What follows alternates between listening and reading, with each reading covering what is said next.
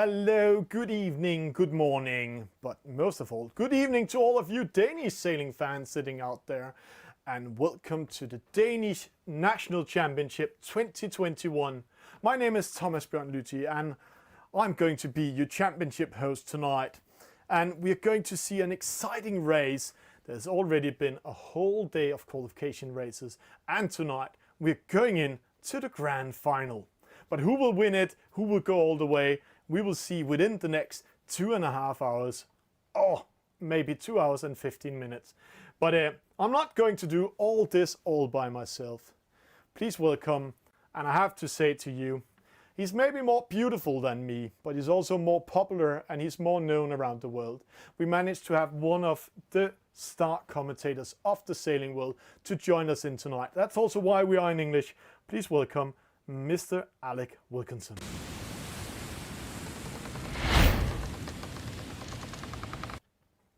Wow, what a build-up! Hi, Thomas. Hello, everyone. Hello, Denmark. And Thomas, I'm shocked that you haven't said anything in Danish yet. Nah, we can just say hello, hi. So Alec, I will teach you during the way, but tonight it's your time to have issues pronouncing the names of the sailors. And don't worry, after the race, we will host a whole session where you're going to speak Danish. And for every name you remember, I will give you a check. And if you pass the test, then we might pay you a fee to be here tonight. Well, I don't fancy my chances. No. But Alec, it's all good. It's all good. We're going into the Danish Championship. We also commentated it last year. And last year we had quite a blast in this race. We had Lucas Moore winning it, but he won it because his closest competitioner, Felix Superman, lost connection in the middle race, and he was actually in the lead. Yeah, I mean, it was pretty shocking for us in the middle of the commentary. It was really building up to an extraordinary final race. And then that happened. And, you know, since then, we have seen that happen a few times, but never at such a crucial moment. Never at such a crucial moment. And tonight, again, it looks like last year, and we'll go into the scoring system called sail ranks in a few seconds. It looks like Lucas Moore, the defending champion, he's in the lead again. But he was also very well in the lead last year, so everything can happen. Let's go in and see how the format is today and who is in the lead at the moment.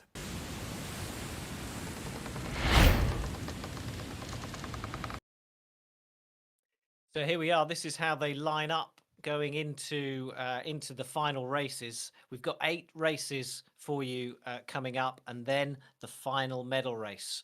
So let's see how they stand. Lucas Moore, the defending champion, 6 points in the lead with 11. And then it's Cube from Belgium. This is the Danish Open Championship. So we do have some foreign players taking part, but it's only 2 that have made the top 20. The other one is in 14th place. It's Red Baron from South Africa. Thomas Lubeck is in 3rd. We've got Embort. I mean, these are all names that if you follow Danish e-sailing, indeed international e-sailing, many of these names you will know already. Anton Sol, Enevoldsen, Rune Den. Who else have we got? Helle Oram. So a lot of these names we've also seen representing Denmark in other international events like the Nations Cup. So the quality is high, and that lead that Lucas Moore has on paper looks like a big lead, but it's not really when you consider how many races we have coming up. Yeah, Alec, we have 8 races and a middle race coming up tonight. This is maybe the biggest championship we ever covered, and we're going to see some different boat types tonight. We're going to see the J17 in race number 1, race number 2 a 49er, then a Nacra, and then this rotation starts over. A J boat, a 49er, a Nacra, a J boat, a 49er. But then in the middle race, where top 10 will qualify, we will go in and have an EF50. And Alec, I know we have one guy with us in studio we want to talk with in a few sec. When he's ready, we just need to have his camera. Then let's join in and talk with the leader at the moment and hear how he's ready for tonight. Lucas Moore will join in studio now.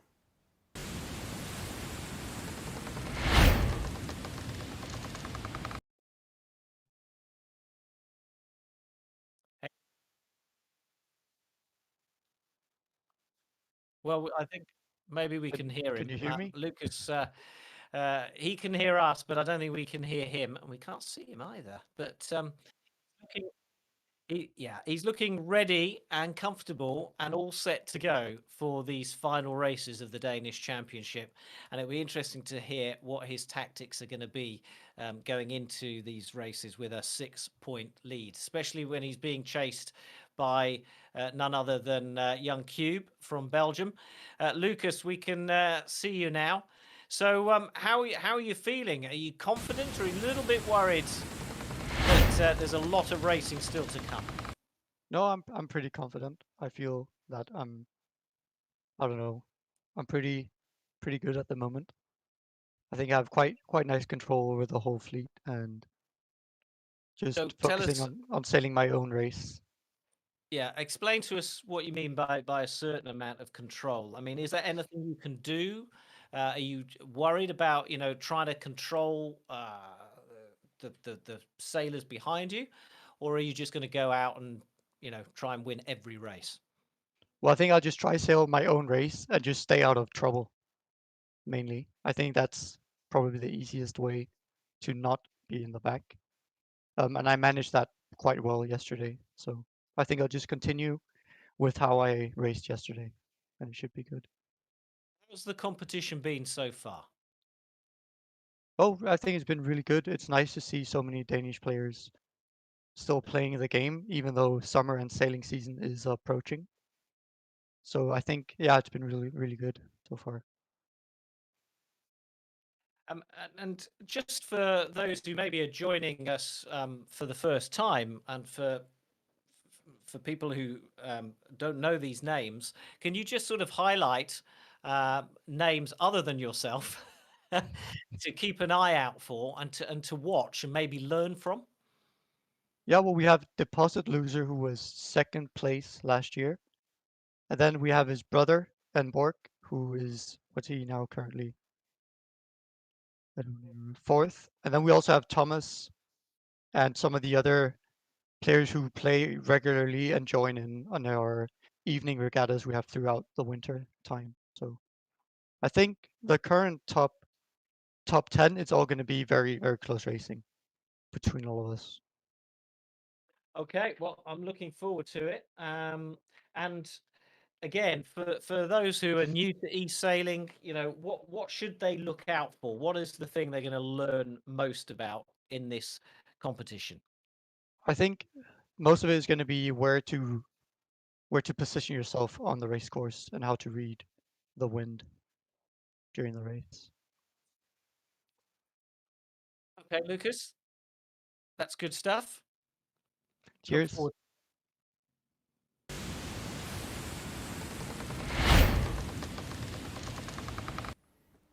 And Alec, Lucas Moore, the defending champion of Denmark, also one of the Danes who actually joined in a real esport organization, because esport is growing at the moment. Sports simulators are growing. So esports organization around the world is adapting e-sailing into their races. But as you see, race number 1 is coming up right now. It is the J-boat. So let's go in and have some action.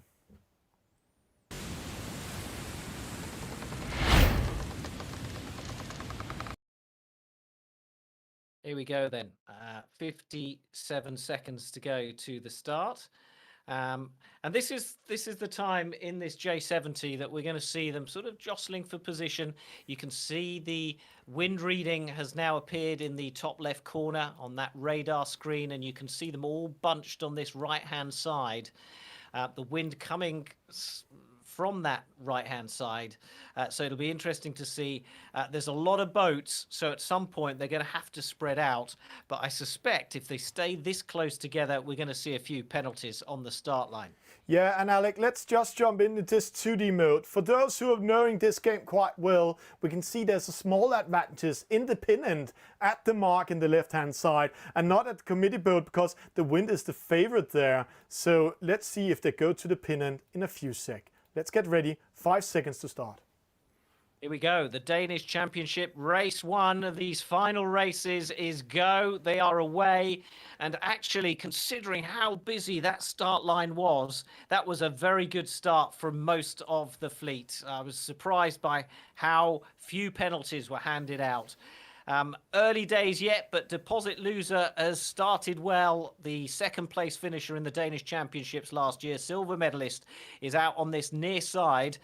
Cube of Belgium just inside him, and they're heading upwind. It's a standard course, upwind, downwind, upwind, downwind. And of course, we'll talk about it in a moment, but it's the downwind that is all important in this J70 race. Yeah, and we just saw the first big battle where we saw Thomas Lubeck currently second place. He's called D-Fix. He's third place overall in this game, second place for the Danish Championship at the moment. He just got a penalty in the battle against APC and Lucas Moore.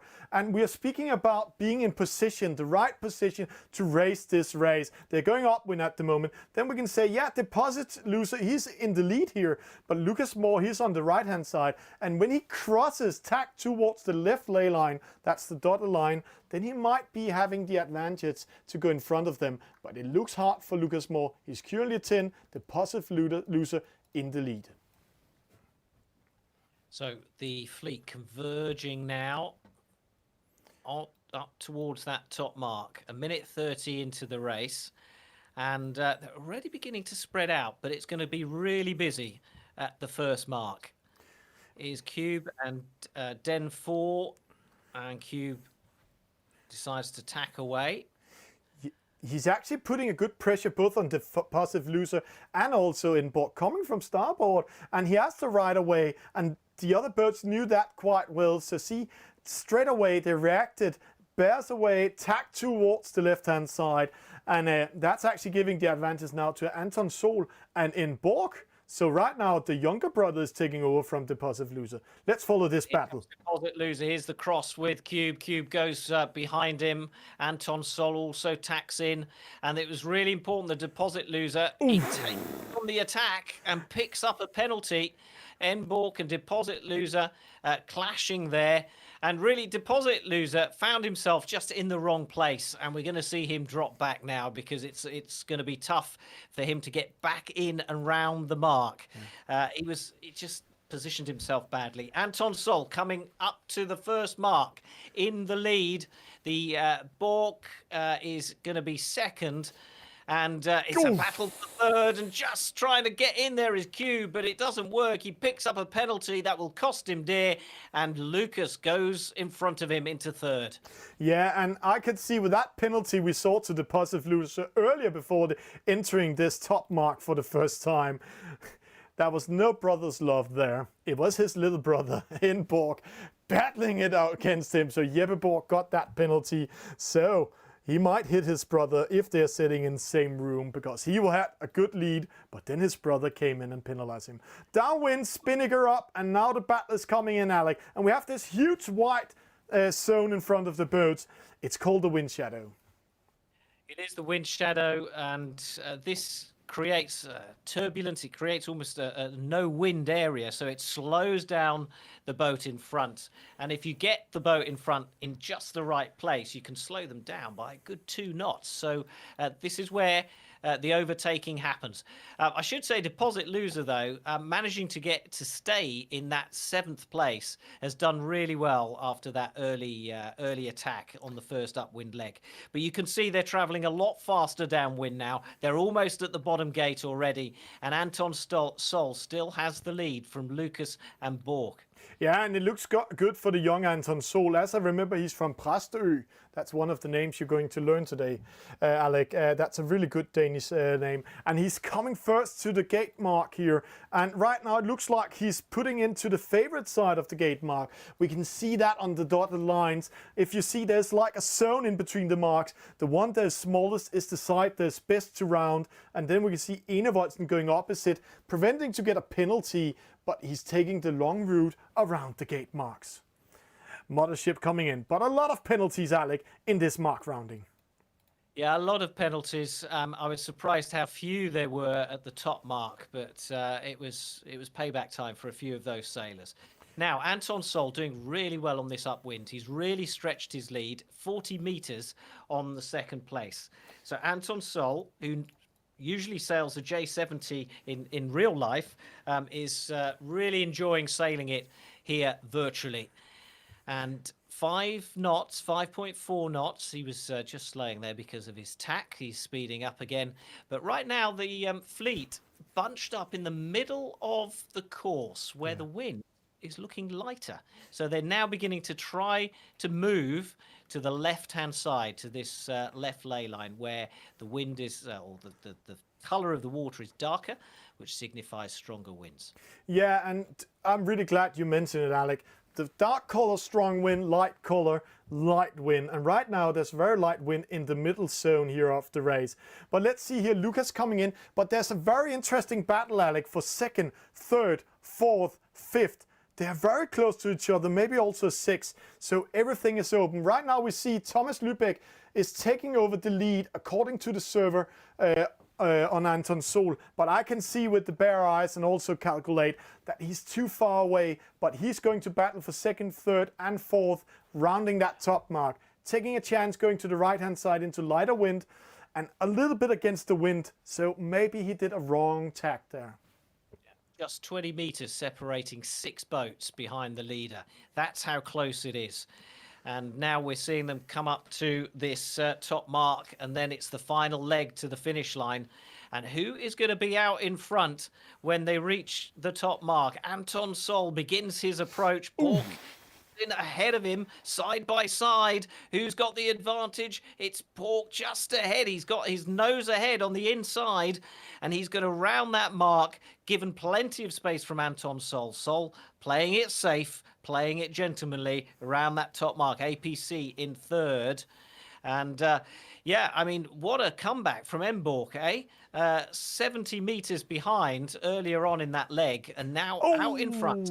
So close of getting a penalty there. Yeah, he is in the lead right now, but see, 5 boats very close to each other, light wind downwind. See, it was like the wind just shut down. So now it's all about tactics. APC trying to go away, splitting away from the fleet, going to the right hand side if we are talking sailing language, but left hand side in our view, going away from it, and that might be a mistake. See, 8.1, rest of the fleet 9.3, so he's losing momentum. So the victory will be Anton Sol, Emborg, Lucas Moore, or Cube from Belgium. Those 4 skippers will take the battle, and then Thomas Lubeck is coming in from behind. This is the battle for the podium on this first race, coming down this right-hand side. They're reaching the ley line, the white dotted line, the most efficient way to the finish line right now. An attack comes in from Anton Sol. Yeah, so close. Lucas just avoiding that attack. And now he's under pressure by Emborg. And then we have Cube coming in. I can't call it, Alec. It's going to be a photo finish. And why we are saying that, CAPC in the opposite side. He's now in the lead according to the server. He took a chance. He's in the lead at the moment. But will he maintain that lead when they're coming to the finish line? Let's see who will take this one. We see this so often, especially in the J70 downwind. You have a battle of the leaders, and they lose themselves in that battle. And over on the far side, suddenly someone who's just been sailing on their own comes out in front because he's taken advantage of the others battling away. And APC really good for victory in this first race of the night as they continue to fight it out for second and third. It's penalty against penalty, but APC is going to be the winner. Oh, is he going to be the winner? APC, Lucas Moore, it's APC taking it. Lucas Moore, second place. Cube third. Anton Sol fourth. And Emborg fifth. What a finish. Beautiful battle. And I also have to say, in the esport term, very fair play, this battle they just have here. We can see they are sailors, they are top sailors. They play with the fairness of the game also. Whoosh. Sometimes those battles can get quite dirty and quite aggressive, but that was really fine sailing. It was almost beautiful to watch, Thomas. Yeah. I can say to the chat with the Spanish also saying, Wow, what a beautiful battle we had here in race number 1. Let's just have a confirmation also for the race officers that's watching this show and following the show at the moment. APC with a victory, Lucas Moore in second, Cube third, Anton Sol fourth, Enborg fifth, Thomas Lubeck sixth, Nikolai from Denmark 4, then 4-7, the positive loser, Enevoldsen Moritz, and then rest of the fleet coming. And Mad Mass, who is also coming in our halftime show later, in position 18. This also means 2 boats has not come from the start in race number 1, and they will get a DNS. Stats coming in. Best start was for Nikolai. Best average speed Lucas Moore, but maximum speed to Thomas Lubeck. APC, who took the lead and the victory, sailed the shortest distance. Very good by him. And then we can see Helle Ørum found the best win, but it didn't help her to come towards the finish line. This race chart is maybe the most important one if we're going to analyze this race. See, Nikolai from Denmark had the best start, but then he lost his position and battling his way back to 7th position. That's the pink line. And then we can see how Anton Sol battled from the start, came up to the lead until they were going around the second top mark, and then he lost his position downwind, where APC, Lucas Moore and Cube took the lead, and also Enborg, he lost his first position in the downwind leg.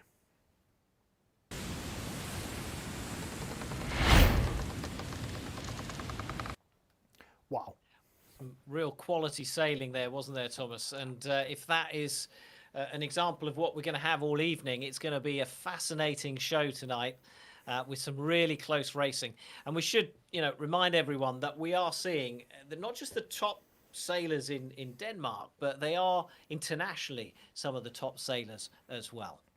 Yeah, and we have been speaking a lot about gaming cultures before, especially under the Nations Cup. And Denmark has a huge gaming culture, and we can see how the Danish sailing community is adapting to this game, taking it under their umbrella and getting better and better for it. Alec, we're going into race number 2. It's going to start in a few seconds. We will not see the scoreboard after race number 1, but after the next race, we'll go into the scoreboard and see how it goes, because race number 2 are getting ready. Let's go in and talk a little bit about the boat. It is the 49er coming up.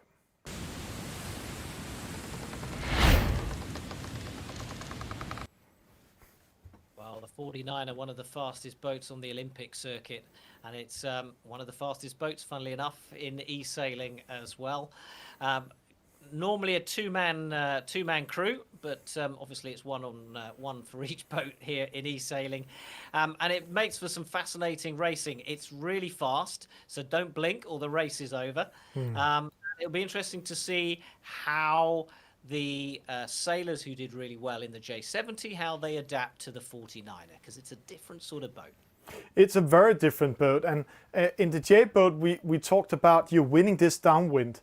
In the 49er you're winning it upwind. It's all about reading the wind pattern upwind, because if you're doing a great upwind leg, then you can actually win 30 to 40 meters in this boat upwind. And you lose it downwind by choosing to go into the wrong wind pressure, because if you get a light wind pressure, you can lose around 5 to 6 knots downwind. Let's go in game. The game is ready. 1 minute to start.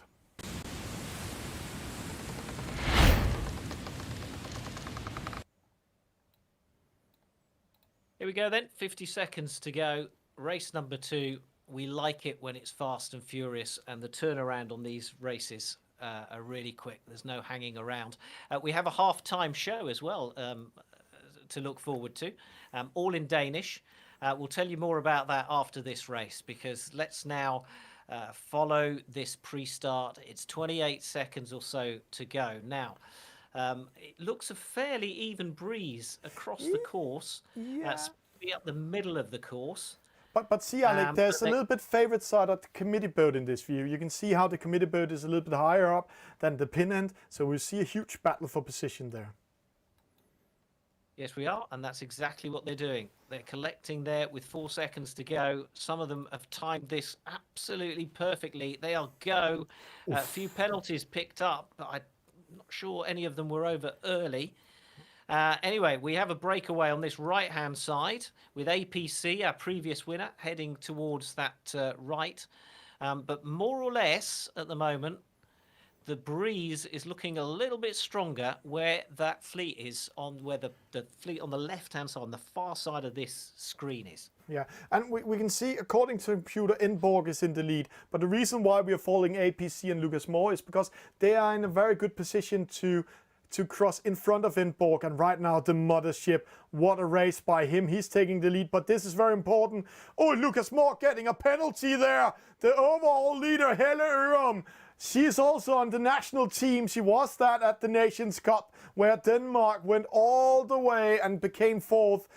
She just penalized Lucas Moore, showing the team captain how to race this one. BD5 coming in here. We need to keep an eye on Anton Sol, Inborg, the Positive Losers, and APC at the moment.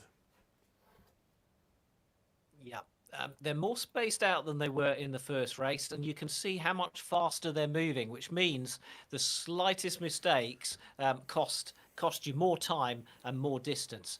And right now, they're coming in like missiles up to the top mark. Anton Sol still trying to take the advantage from this boat closest to us. Emborg and Deposit Loser. All the names we saw leading to the first mark in the J-boat are leading here. But where is Cube? He picked up a penalty at the start, and it's going to be a long way back for him. Yeah, he's position 18, but let's watch the leading battle, because the two brothers, Borg brothers, are going to battling each other this time again. And it looks like Inborg is not penalizing his brother this time, but he still can do that at the top mark. Anton Sol, again, a very great first upwind leg by him. He lost it downwind in the J-boat and lost his lead, but let's see if he can keep it in the 49er. Rounding the mark first, the Positive Loser, Inborg coming in. Anton Sol, 18 years old, but showing real maturity in these finals of the Danish Championship as they all come into the top mark. Well, there's nothing you can do sometimes at that speed but pick up the penalty. And meanwhile, at the front, they head downwind, and they're beginning to spread out a little. The leading three, the rest of the pack will want to stay in touch with them. They don't want to lose them. They don't want to let them get too far ahead at this point. No, but let's go to the leading three. Let's see, the Borg brothers are battling each other. That might be a small advantage for Anton Sol, but you can see the Positive Loser, Jeppe Borg, is going away from the brothers, from his brother Inborg and also Anton Sol, and losing a little bit momentum. But Alec, while we are seeing this battle in the lead, where is Lucas Moore? As we said in the brief into this race, we said, yeah, he's in the lead. Last year he won because of a disconnection in the final, and right now he's 15 in this race. Yeah, but look who's in front of him. It's Cube, who's his nearest challenger on the leaderboard. And I just wonder if there's a bit of a battle going on between those two that they wouldn't have necessarily planned on having going into the race. But if they found themselves both at the back of the fleet, then they're just keeping an eye on each other. We'll see how that pans out. But right now, let's focus on the leaders. Deposit Loser, Anton Sol and Emborg now building a greater lead on the rest of the fleet. Yeah, and while we're seeing that, then they are so lucky that there's penalty galore in this mark rounding. Thomas Lubeck getting one. Lucas Moore survived that one, going to position 9 at the moment. 10 switching position all the way, but there is a gap in between top 3. It's Anton Sol, it's Inborg, and it's not Enevoldsen, but the Positive Loser taking it, and they're going to battle who's winning this race number 2, Alec. Yeah, Helle Ørum, who was doing really well on that first leg, now dropped back to 12th. She'll be disappointed with that. Lucas Moore working his way up the fleet. And now beginning to spread out right across the course. You can see them from left to right in that top left corner. And the breeze beginning to darken on that right-hand side. Yeah, and here we have the overview. See, Inborg, he's lying on the ley line, Anton Sol outside of the ley line. Remember, there are 2 rules when they're coming to the top mark. It's rule number 18. If you're coming from port side like they're doing here, then it's the boat on the inside that had the right of way if they're coming at the same time. And if they're coming from starport, then it's those boats who have the right of way. And that's why Anton Sol is placing himself here. Let's jump down and see how close he is. But it looks like Enborg is in the lead. Yeah, I thought we'd see an acceleration from the left side of or right side of the course, I should say, but it hasn't really happened. And our leaders have maintained that lead then. Anton Sol in second, Deposit Leader in third. Now, who is chasing? Enevoldsen. Enevoldsen. Yep. As I said to you, you're going to learn Danish before we are done today. Enevoldsen. Yeah. And there we go. Okay. It's a good chase. He can actually go in and do some damage. Enborg in a good position because the 3 other boats are going to battling each other. So he might be clear to win it. Now it's all up to Anton Sol, Deposit Loser, and Enevoldsen to say who takes second, third, and fourth. Yeah, not much of an effect on the downwind leg from the wind shadow in the 49er. It's not like the J boat. So Borch is away and heading towards the finish line. Interesting, though, I think the battle for second and third is still very much on. It is very much on. We're waiting for the attack. Anton Sol jibe. When he jibes down, see, there's the attack straight away.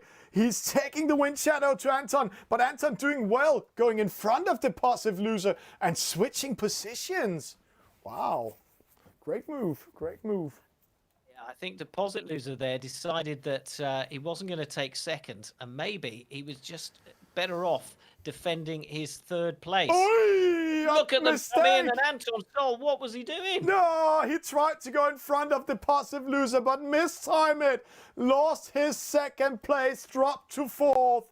He must be so unsatisfied. And this is the difference from the youth players and the more mature players. Taking chances. And this was a huge chance. He just had to sail in towards the finish line. And here he lost it, Alec. Here he lost. Well, he fought for that second place. He thought he could get it. And in the end, he had to settle for fourth.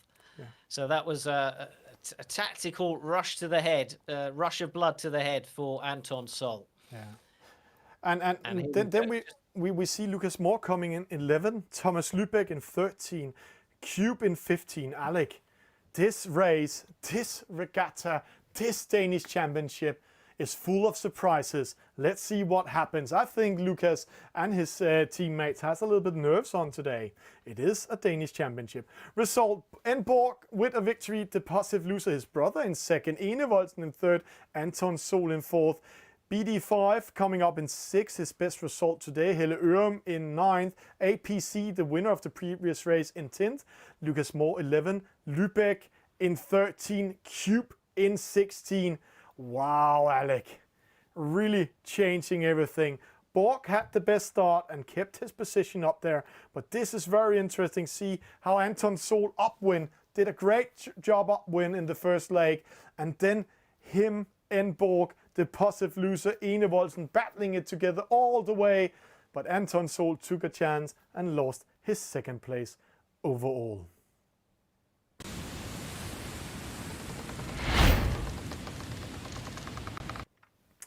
And Alec. So that is what it all means. Lucas Moore still out in front, but look, his lead has been cut hugely. And look at Cube. He's dropped from second to sixth. So 2 fantastic races from Enborg have put him into second place. Anton Sol with 2 fourth places. So not necessarily remarkable, like no victories there, but it's about being consistent. Whereas Cube's had a 3rd and a 16th, and Lucas Moore has had a 2nd and 11th. And that is the difference so far, the consistency across those 2 races.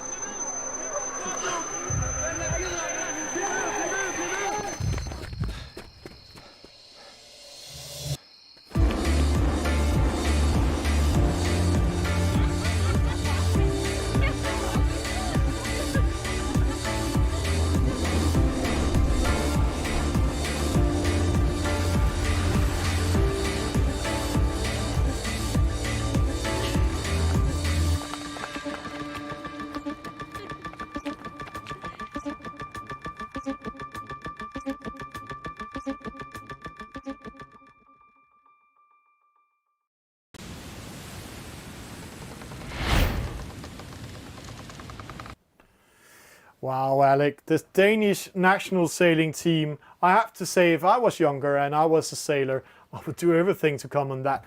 Watch those beautiful pictures where they're raced on and everything. And while saying that, then we're going into one of the more beautiful boats, and I can say some of the sailors we saw there, I met them first time at Kielewocke, and they was racing this boat, the Nacra 17. Yeah, the Nacra 17, catamaran. It's the only foiling boat in the Olympic Games. Bit different in e-sailing at the moment, but we're into the minute now to the start of race number 3, and well, Let's we were jump talking in. consistency earlier, weren't we? Yeah. So let's get into the race, and we'll talk some more about that.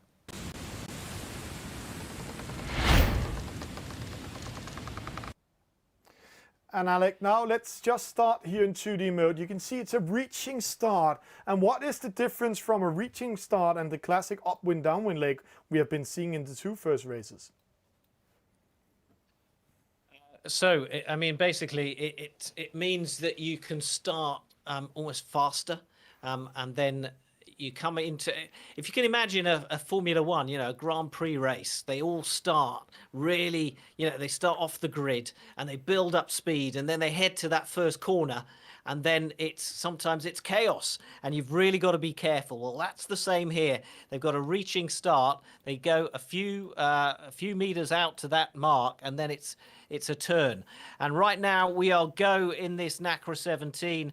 Emborg starting well. A few penalties further back in the fleet, but now you can see their speed is up 23 knots for the leader as they come into the top mark, and we'll see a few crashes and penalties as they try and squeeze round the mark. But it's Lucas Moore who is back in form at the start with Cube right behind him, and Emborg in second and third, and APC and Deposit Loser and Anton Sol. So all our overall leaders are in the mix here at the start of this Nacra race. Yeah, and it's going to be a fast race. The reaching start is getting a new dimension into it because they have to win from the side. And wow, what a speed they're coming in. Now they're going upwind, and opposite one of the boats we're going to see in the grand final, the EF50. Oh, lots of penalties in that mark rounding, one missing it. Then they can go all the way to the left-hand side and right-hand side. There's no boundaries here. So it's all about reading the wind, finding the shortest distance towards the top gate mark we're coming up to now. Let's try to go into our helicopter and see the view from here. Lucas Moore, Deposit Loser, Emborg, Cube, and then we see APC going opposite. Interesting call. We'll see how that pans out. That's a really good shot. It gives you a really good idea of how they're spread out across the course. With those two on the right hand, on the top end of the screen there, really in lighter winds, but it's nice and blowy down here from the middle down to the bottom of the screen. So Lucas Moore, let's find him on the screen here. There he is, coming in, hitting that ley line and heading towards the mark. Yeah, and it's a great race by him, and Alec, it's now we're talking about wind speed and everything. Actually, this boat has an agility in the boat. If you're going into a harder breeze, then it actually slows down. It hits the maximum speed you can, and actually gets a little bit slower. So it's all about being in medium wind. Oh, penalty to not Gurley, but Greeley coming in there. I think that's a nickname for Gurley Gris. That's Pepper the Pig in English, Alec. Yes, there. But that's how it is. Let's go back to the leaders, APC in 5th, and let's see. It's a huge battle. Letting Lucas Moore sneaking away. Deposit Loser, Cube, Emborg. Wow. It's an open race. It is an open race. The upwind really important in this boat. This is obviously the downwind here, and then off they go, back upwind. 2 minutes and 50 seconds into the race, and the fleet has really begun to spread out, but it's so close between the leading 4 boats. Yeah, and let's go up to the chopper because they are spreading out again. Lucas Moore in the lead. Emborg is in 2nd, APC in the middle, Moritz is joining in the battle, Cube in 3rd, followed by the positive loser. Remember, it's all about consistency, and that second place for Inborg, he can be very pleased about that. Also APC in 5th, 2 4th and a 5th position it is doing a great job. Let's fly to the opposite side. There we can see they're crossing in now. Yeah, this is a crucial race for Lucas Moore. He's seen his lead cut from 6 to 2 points, and he really couldn't afford to lose any more. So this is crucial that he shows the rest of the fleet that he is on form, and he does mean business tonight. Enborg coming in now, and Cube has moved up to 3rd place.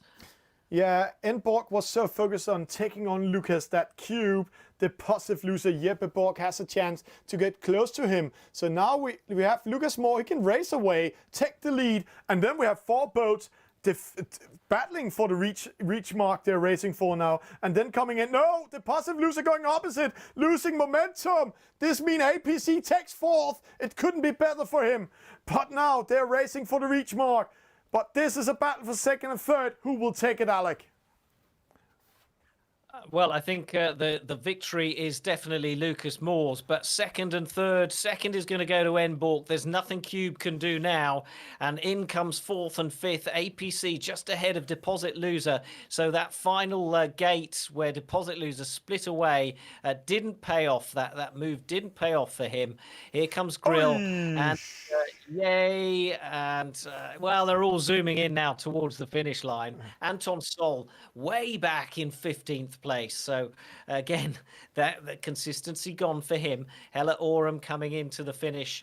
And as you can see, these 3 different boats with 3 very different sorts of races. Yeah. And one very interesting result we are getting the confirmation here is that in 10th position, actually 12th position, Thomas Lubeck is coming in. He was 3rd place overall when we started the series today, but this has not been his regatta tonight. It's like he's unfocused. It's like he's a little bit tired on this Sunday.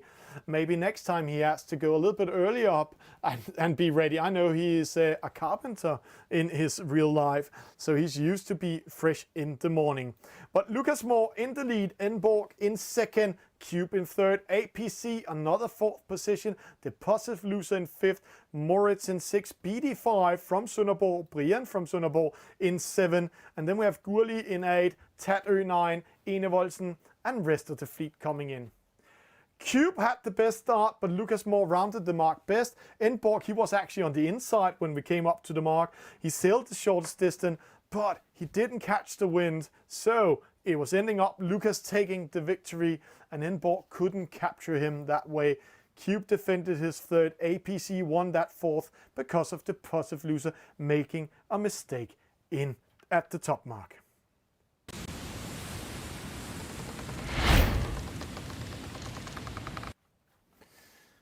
Wow. Well, it's early days. We've had 1, 2, 3 races only, and already we're out of breath, aren't we? 5 more races to go before the medal race, so plenty still to race for. And I think we're now beginning to see Lucas Moore get back into his groove. Yeah, and also very interesting, Alec. We experience a lot of speed in the races today. It's like these guys are really focused and have been training for it. It's going snap, snap, snap today, and not only the organizers, but also in the race, because they are so focused on battling each other. So it's a really high level in Denmark today. But let's go into the scoreboard and let's see how the results are at the moment before going into race number 4.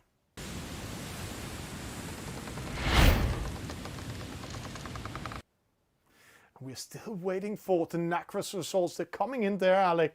Lucas Moore, that 1st place. And then you can see there's a discard in place also. So his 11 points cut off after race number 3. Right, so that discard obviously making a huge difference, and he's now extended his lead. So he's got, 9 points on the rest of the fleet. Enborg, though, still in 2nd. Cube has salvaged the situation after a couple of poor first races thanks to the discard. So he's now up into third, APC fourth, Deposit Loser fifth, and Anton Sol, that 14th. Not great, but he's dropped that. So he's up into sixth. But yes, Tom Lubeck, who you've mentioned, or Defix, Carpenter. And I never knew, Thomas, that carpenters are fresher in the morning. There we go. Yeah, they are. They are. Make sure they turn up for work early in the morning then. Yeah. So anyway, he's sitting in seventh, and Hella Oram down in 17th. Our other non-Dane, by the way, is Red Baron, and he's down in 17th right now. But when we're watching this results, Alec, Lucas Moore 11 point in a discard, Cube 16 point, APC 10, Anton Sol 14. That's giving the advantage to Deposit Loser and Inborg, because they can have a really bad race and get it cut off. So this is going to be very interesting rest of the night, because if the Borg brothers continue what they're doing here, then Lucas Moore, Cube and Anton Sol are in trouble.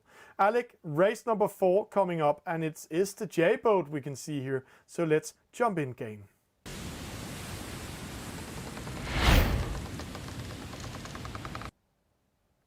J-boat, one of eSailing's favourite boats. And this is our second race in it. There are 3 altogether in these Danish Championship finals. And we've got 30 seconds to go. Now, looking at the course, the wind seems to be coming more from the left-hand side.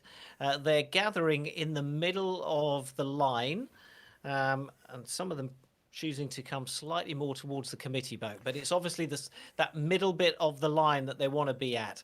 So here we go then, 5 seconds to the start of this 4th race of the Danish Championship final. And Deposit Loser already with a penalty. That'll cost him dear, but they are all away. A few more penalties handed out there as well. No one is going back to start again. And Lucas Moore takes the initiative and crosses the rest of the fleet. That was quite a chance Lucas he took there. If he managed not to succeed that and get a penalty, then he will drop from a leading position and drop down to a middle position where he will have a hard time coming back in this race. But this time, Thomas Lubeck, he's in the lead. He's in the opposite side of us, together with Gurli, and they are over here opposite us in the left-hand side. It looks like they are in a good position, but again, as we talked about earlier, when boats wants to cross over, then Enevolds and Lucas Moore are in a good position. Tattery maybe also. Phil Mate is also BD5. He's a little bit too far away. So let's see how this develops when they're coming up win. Let's go to the opposite side. Matt USA and Morris, they are battling for the last position. Gurli in 4th.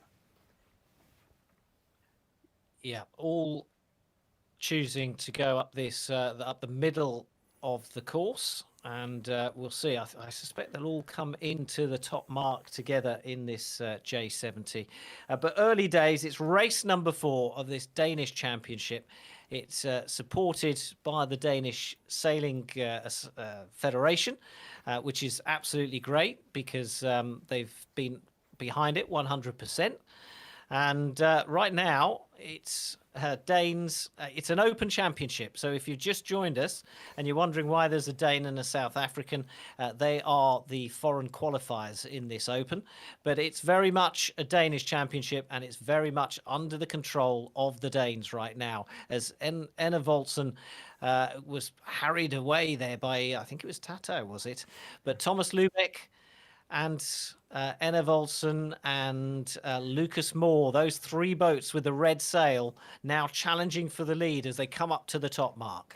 Yeah, and great move by Lucas going in front of them, covering them, making Enna Volsen and Thomas Lubeck doing an extra attack, slowing them down. This almost makes rest of the fleet going close to them, penalizing them. Penalty, Thomas Lubeck in this case. Tattoo just covering up, giving Lucas Moore a small advantage, and that's very well played by Lucas, because now he might have a chance to sneak away from rest of the fleet and launch his Spinnaker earlier and going downwind. Let's see how it evolves when we're coming towards the top mark. Interesting, because Tato and Enevolson were fighting all the way up that first leg, and then they split. And when they came together, Tato eventually got that penalty on him, so won the day. But Lucas Moore is out in front at the top mark. Who's second? It's Enevolson, and then it's Phil Matey. And then we have the two purple sails. Red Baron, this is his best position so far of these championship finals, in fourth. But see an interesting move. Lucas Moore, Enevoldsen, they had the room to launch the Spinnaker early, as we spoke about. Rest of the fleet cannot launch it because they are bunched up, giving a huge gap for the two leaders. And at the same time, Enevoldsen and Lucas Moore is splitting up. Lucas Moore 10.8, Enevoldsen 10.4, but Enevoldsen can pressure him with Wind Shadow. So we're going to have almost a match race in the lead for who will get the lead and maybe win this race. But there's a battle for third, fourth, fifth and sixth at the moment. That battle's happening in the middle of the course because that's where the breeze is stronger at the moment. Lucas Moore clear out in front, but these three boats with Enevolson at the far side, Tatau and GRLI and Red Yeah. side by side, Tatau deciding to break away. Don't know much about that boat. Be interesting to see how they perform. We'll check out their overall standing at the end of the race. But Lucas Moore is going to be difficult to catch now with a 50-meter lead at the halfway stage. Yeah, and also you can see Enevoldsen is doing great job following Lucas Moore. He needs to following him. Oh, they're doing a small split here. Enevoldsen going to the left-hand side, forcing Lucas to following him, just to covering up. Then Anton Sol coming in, Tato, Cube joining in the battle, giving a penalty to Red Baron from South Africa. Phil Matey dropped down. He was in third at the top mark. And seen going upwind, also picking up a penalty. That is almost triple penalty for him, dropping from 6th to around 10th position. But back to the leaders here. Back to the leaders, and the gap has closed on Lucas Moore. Enevolson has virtually caught him, and he's had a great upwind leg, Enevolson. Lucas Moore looked at the bottom mark, looked like he wanted to head over to the other side of the course, changed his mind, and then followed Enevolson up this left side. We'll see if it pays off. It certainly worked for Enevolson. Anton Sol now 75 meters further back. So really, it's a battle between the leading two. And as always with the J-boat, Thomas, whoever gets to that top mark will want to have enough of a lead that they don't get caught up in the chasing boat's dirty air. Yeah, and we know the stats pretty well. He needs to be around 38 to 42 meters in the lead. So if Lucas Moore can keep this lead he has at the moment, then he might have a chance to sneak away. But still, Enevoldsen is very close to him. But let's see here from the view. We can see rest of the fleet, how they're joining in. Cube dropping to 6th, Nikolai in 5th, Anton Sol in 3rd, Tato. But where is APC? He's currently in 12th position. That's not where he's been all night. So he's now losing his advantage in the discard because 12th position will give him a high discard. Where are the Borg brothers? Where are they? 113, no. And the positive looter 17. So what we talked about, this advantage with the discard, they are losing it now. So Lucas Moore reaches that top mark with 20 meters lead on Enevolson. Now remember the J-boat, it's got a 30-meter wind shadow, so he's not entirely clear, but Enevolson and his spinnaker went early. Look, they've launched the spinnakers early because of the wind angle, and that helps them accelerate before they round the mark. And Lucas Moore is away and is clear of Enevolson's wind shadow. Anton Sol in 3rd, another good result for the youngster from Prøste. Præstø. But Alec, now when we're speaking about wind shadow, we can't see it here on Enevoldsen. The computer has a small glitch. But let's see, Lucas 12th, Enevoldsen 12.8. Enevoldsen just caught Lucas Moore. Just managed to hit him and getting almost 1 knot more than Lucas. This is a match race downwind. Let's follow the leaders because this can be a very tight race. Let's see it from the top.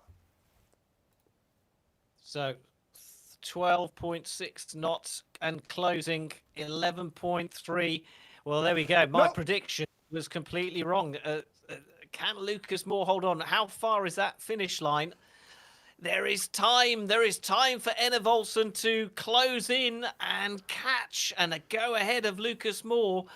And Lucas Moore is trying to escape with one maneuver after another. But it's how far can Enevoldsen push him out towards that ley line before then maneuvering, before jibing into the finish. It's neck bow to bow. This is going to be impossible to call. I think it's gone to Lucas Moore. According to server, it's Enevoldsen, but we know this servers. We need to have the confirmation. What a finish, Anton Sol third. Wow, Alec. We have the excitement tonight. Finish. Yeah. Cube coming in fourth. That's also significant for the overall lead. Tatao, a really good result for that boat. Nikolai in sixth. Phil Matey. And let's just have a look down. Red Baron, who was leading at one point, he was in fourth at one point, down to 15th. Thomas Lubeck, another poor result from him. APC in 10th. In Borg 11. Deposit loser 17. So they just thrown their advantage in the scoreboard away. The two Borg brothers. That was not what they were meant to do in this race if they had to keep up. But let's have the confirmation. No, the server gives the victory for Lucas Moore. 0.1 seconds in front of Enevoldsen.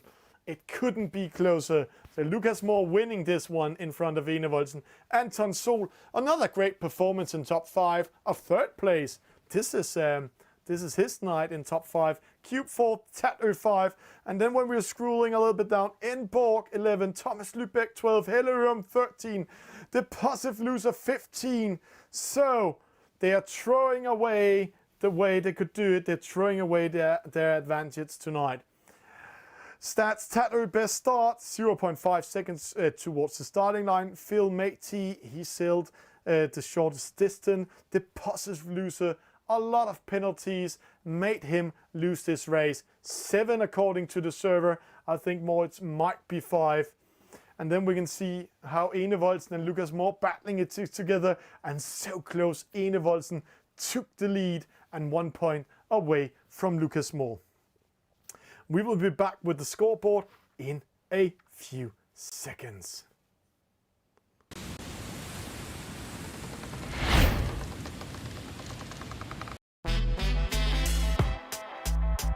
Hi, I'm Tom Slingsby, skipper of the Australian Sail GP F50 team. Today we're going to have a look at what's in my kit bag and what suits I like to wear on the water. Firstly, we have the Zyk Aeroshell pants.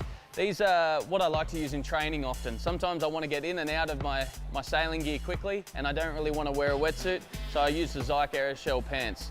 Really good for a quick sail out on the water, back in, very fast.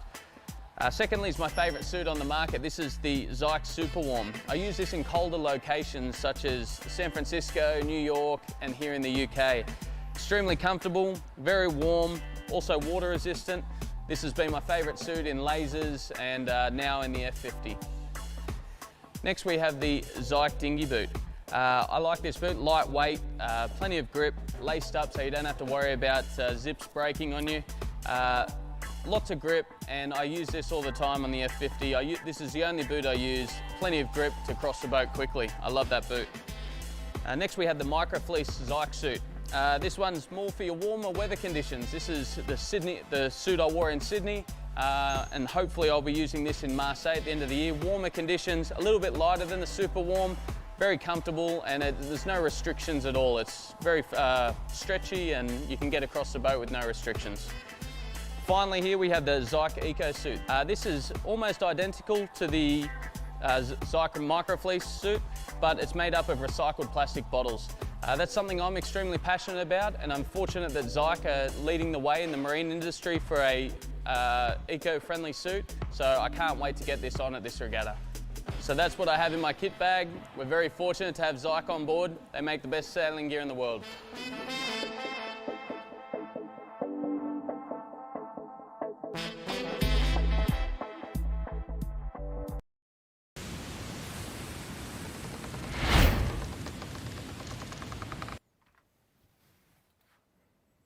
Welcome back.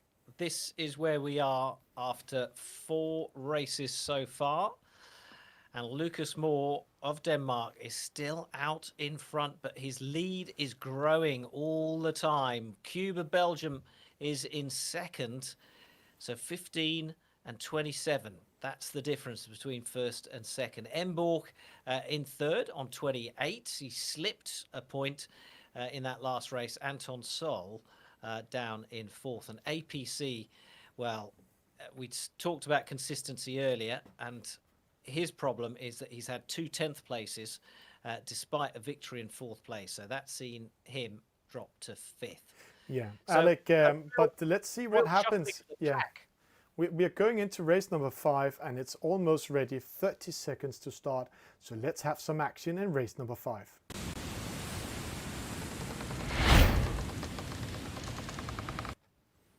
We're back on board the 49er for our second 49er race of these finals. 20 seconds to go now, and it looks like there's a slight bias on the right-hand side of the start line. The breeze relatively consistent in strength right across the course. Penalty already there for Phil Matey. That may just about be cancelled out by the time we hit 0. And it looks like it's going to be a good start from the whole fleet as they head off upwind for the first time. It's upwind, downwind, upwind, downwind. A standard 4-leg race. But Alec, watch one thing when we're going to the chopper view. APC on his own on the right-hand side. Interesting call. In the middle, Red Baron, Cube, Thomas Lubeck. The Positive Loser and Gurley is here in the lead in the left-hand side. But keep an eye on right-hand side what's happening up there. The other Borg is also there. Yeah, so obviously they've a disagreement there on which side is best. And looking at the dark shadows at the moment, the left looks to be the stronger side. But that's changing all the time, of course.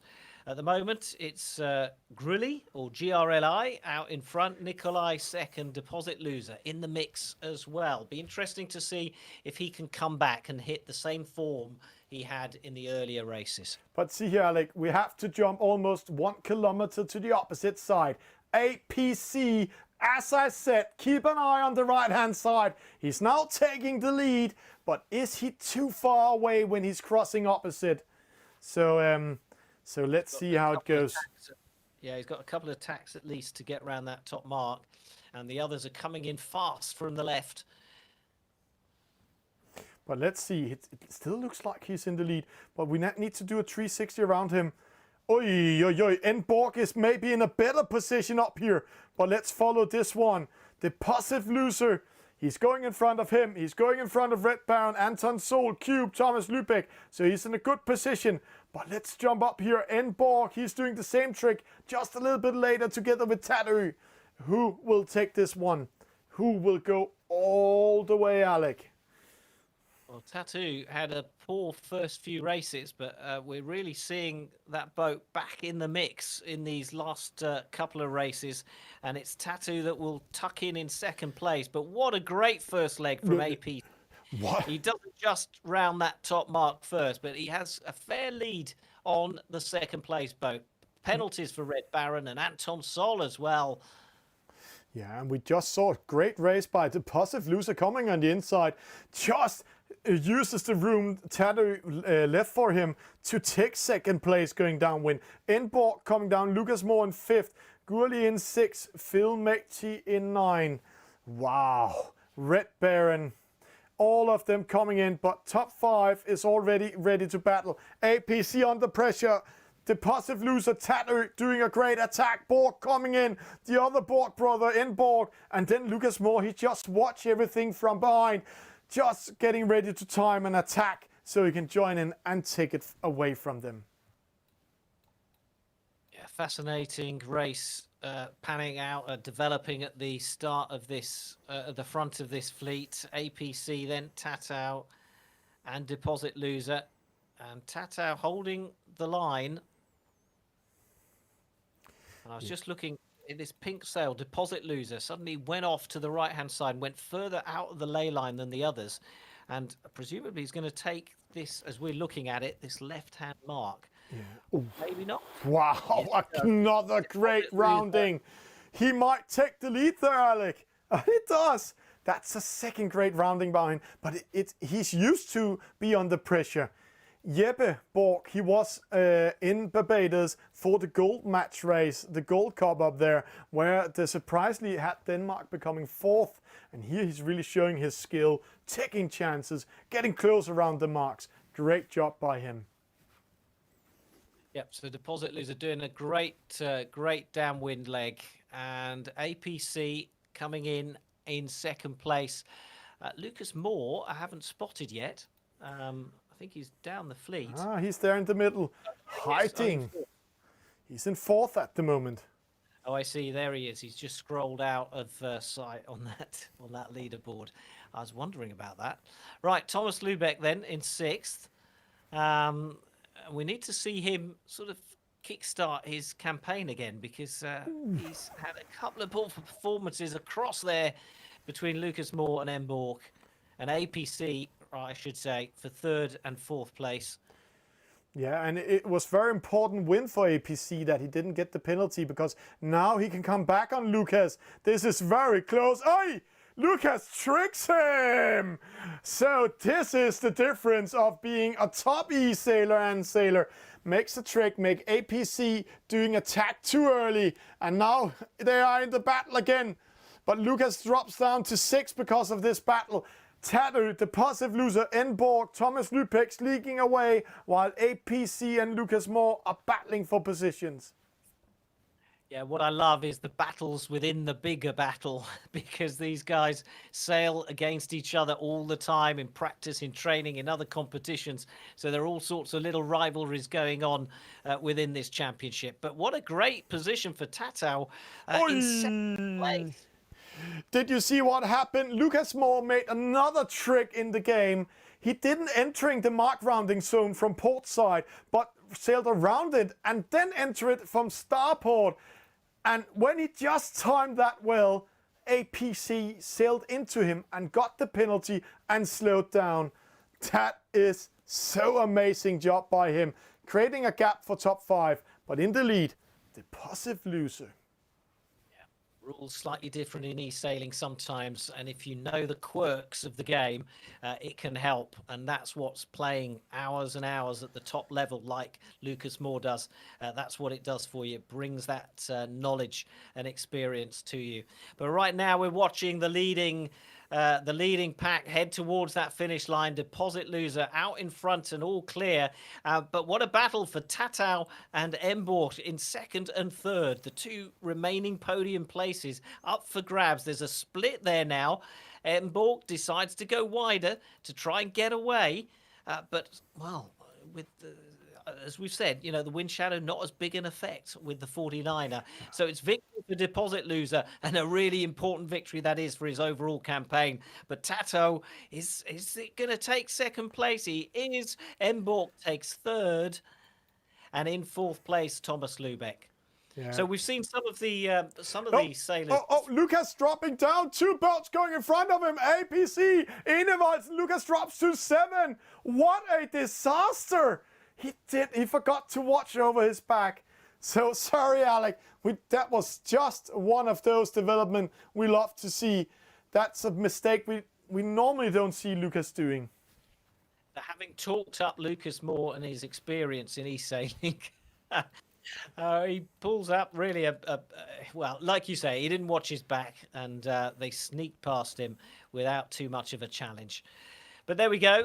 That's e-sailing for you. And here is confirmation of the results. Yeah, and because he didn't watch his back, he dropped to 7. And that will give him 7 points because of that bad position he had in race number 2 in the 49er. So 2 disastrous races in the 49er. This is not his boat. And there's coming one more 49er race up. But Deposit Loser with a victory. Tattoo is second, Borg in third, Thomas Lubeck in fourth, Enevold in fifth, APC, then Lucas Moore, Anton Sol in 10th, BD5 in 11, Cube in 12, Phil Matey, Helium 15, Matt USA in 18, and then for Nikolai with his worst result of tonight, a 19th position.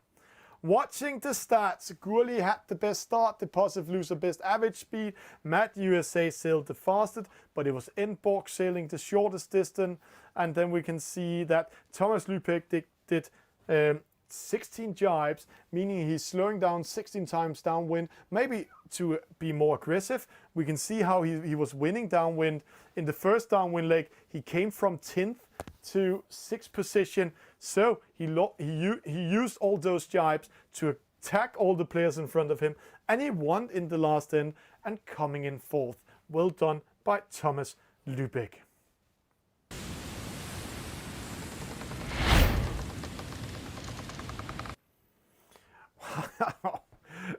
Alec, we're going into the scoreboard in a few sec, and after the scoreboard, then all of you can be ready for a halftime show. And this is also one of the halftime shows where Mr. Alec Wilkinson is going to learn Danish and listen to what they say in Danish, because Alec, you really need to listen. And I can say on behalf of the Danish population that we are Vikings, and we have actually helped your country a lot of times. And I've told it before. You've told me many times. And yes, and well, something we've learned over the last week is there's a lot of Danish blood in the royal family as well. Yeah. So there are lots of connections, and maybe it is time that I learn Danish. So I shall sit and listen and watch and learn. Yeah, let's jump into the scoreboard. A lot of things happens after race number 4 and race number 5. Let's see how it is before we're going on the halftime show.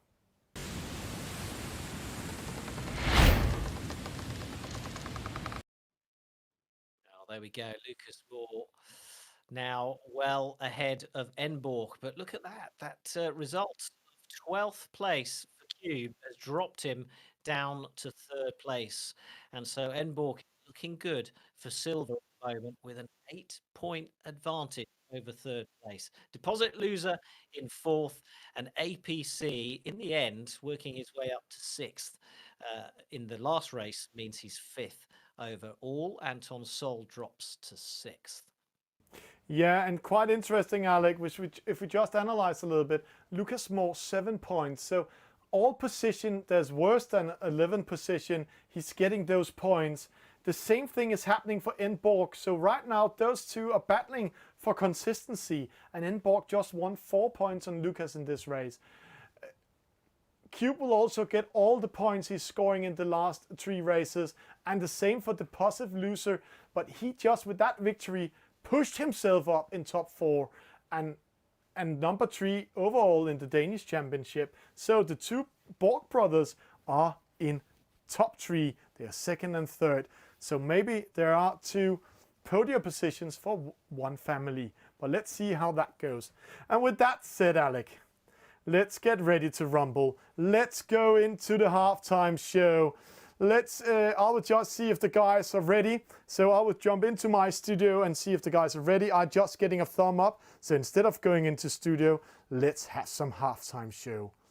Coming up from Copenhagen, from the Royal Danish Yacht Club, Kongelig Dansk Yacht Club, we have Matt USA and Viking Racer, also called Philip Gule and Mads Erhardt. So please welcome them in studio. Fantastisk. Det er så skønt at være her igen og holde DM. Nu sidder jeg her med Mads. I år har jeg ikke selv fået lov til at være med. Jeg sidder og følger med på iPad og er i gang med at putte nogle resultater ind i sølvræset, men Mads han sidder og arbejder lidt med guldræset. Det var ret interessant. Det er super interessant i forhold til sidste år, vil jeg sige. Vi har sådan lidt, der må jeg sige, der er meget bredt felt, som der gør sig gældende i år. Det er skide spændende. Og det vi ser jo rigtig mange af de her sejlere, der ligger langt nede i feltet, komme op og lave nogle rigtig gode placeringer en gang imellem, og det er netop det, der gør det interessant. Sådan en som Tordø, der har lavet nogle mellemplaceringer hele vejen igennem, og pludselig går ind og laver en anden plads her i det sidste race. Ja, og femte før. Femte før der. Så der sker rigtig, rigtig meget i de her race. Det er super fedt at se. Ja, og det vil sige, bredden er blevet bare meget bedre. Og det vil sige, det der med at sejle tirsdagsmatch for eksempel, det er faktisk en pissegod idé. Man kan faktisk godt lære noget af det. Man kan lære rigtig, rigtig Det kunne meget. være, at jeg skulle begynde at gøre det. Og jeg har en masse unge, jeg arbejder med nede i Kolding Dansk Yachtklub nede på Skovshoved Havn. Fedt. Og når vi sejler det her, så går vi igennem en 5, 6, 7, 8, 9, 10 sejladser på en aften, og pludselig har de forstået, hvad det er, de laver ude på det virkelige vand derude. Og det er et super fedt værktøj. Så sørg for at komme med og følge med i det her. Og spil. Spil for sagen. Spil. Altså, Ratak, han siger lev for helvede, ikke? Der er også nogen, der siger spil for helvede. Ja. Det er det eneste spil, mine børn får lov til. Og jeg er en meget, meget ond far, så det er fedt.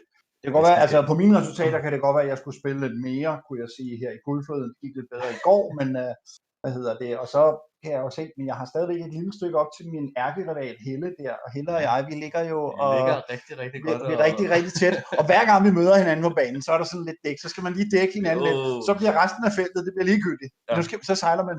Så sejler man på Helle. Helle for Helle. Helle for Helle. Jeg lå mærke til i går, at der var nogle af de andre sejlere. Når Lukas han var lidt mere nede i feltet, så fik han altså også lige et ekstra slag ovenpå sig, og der blev lige dækket lidt mere en gang imellem. Jeg synes, det var ret sjovt lige at kunne komme ind og presse ham. Er der en del af det derude, tror du? Tror du, at der er nogle af dem, der får en lidt hårdere en gang imellem? Jamen, jeg tror, der er kommet et mønster, ikke? Og det vil sige, at du sejler meget mod den gruppe, du ligger i. Ja. Ikke?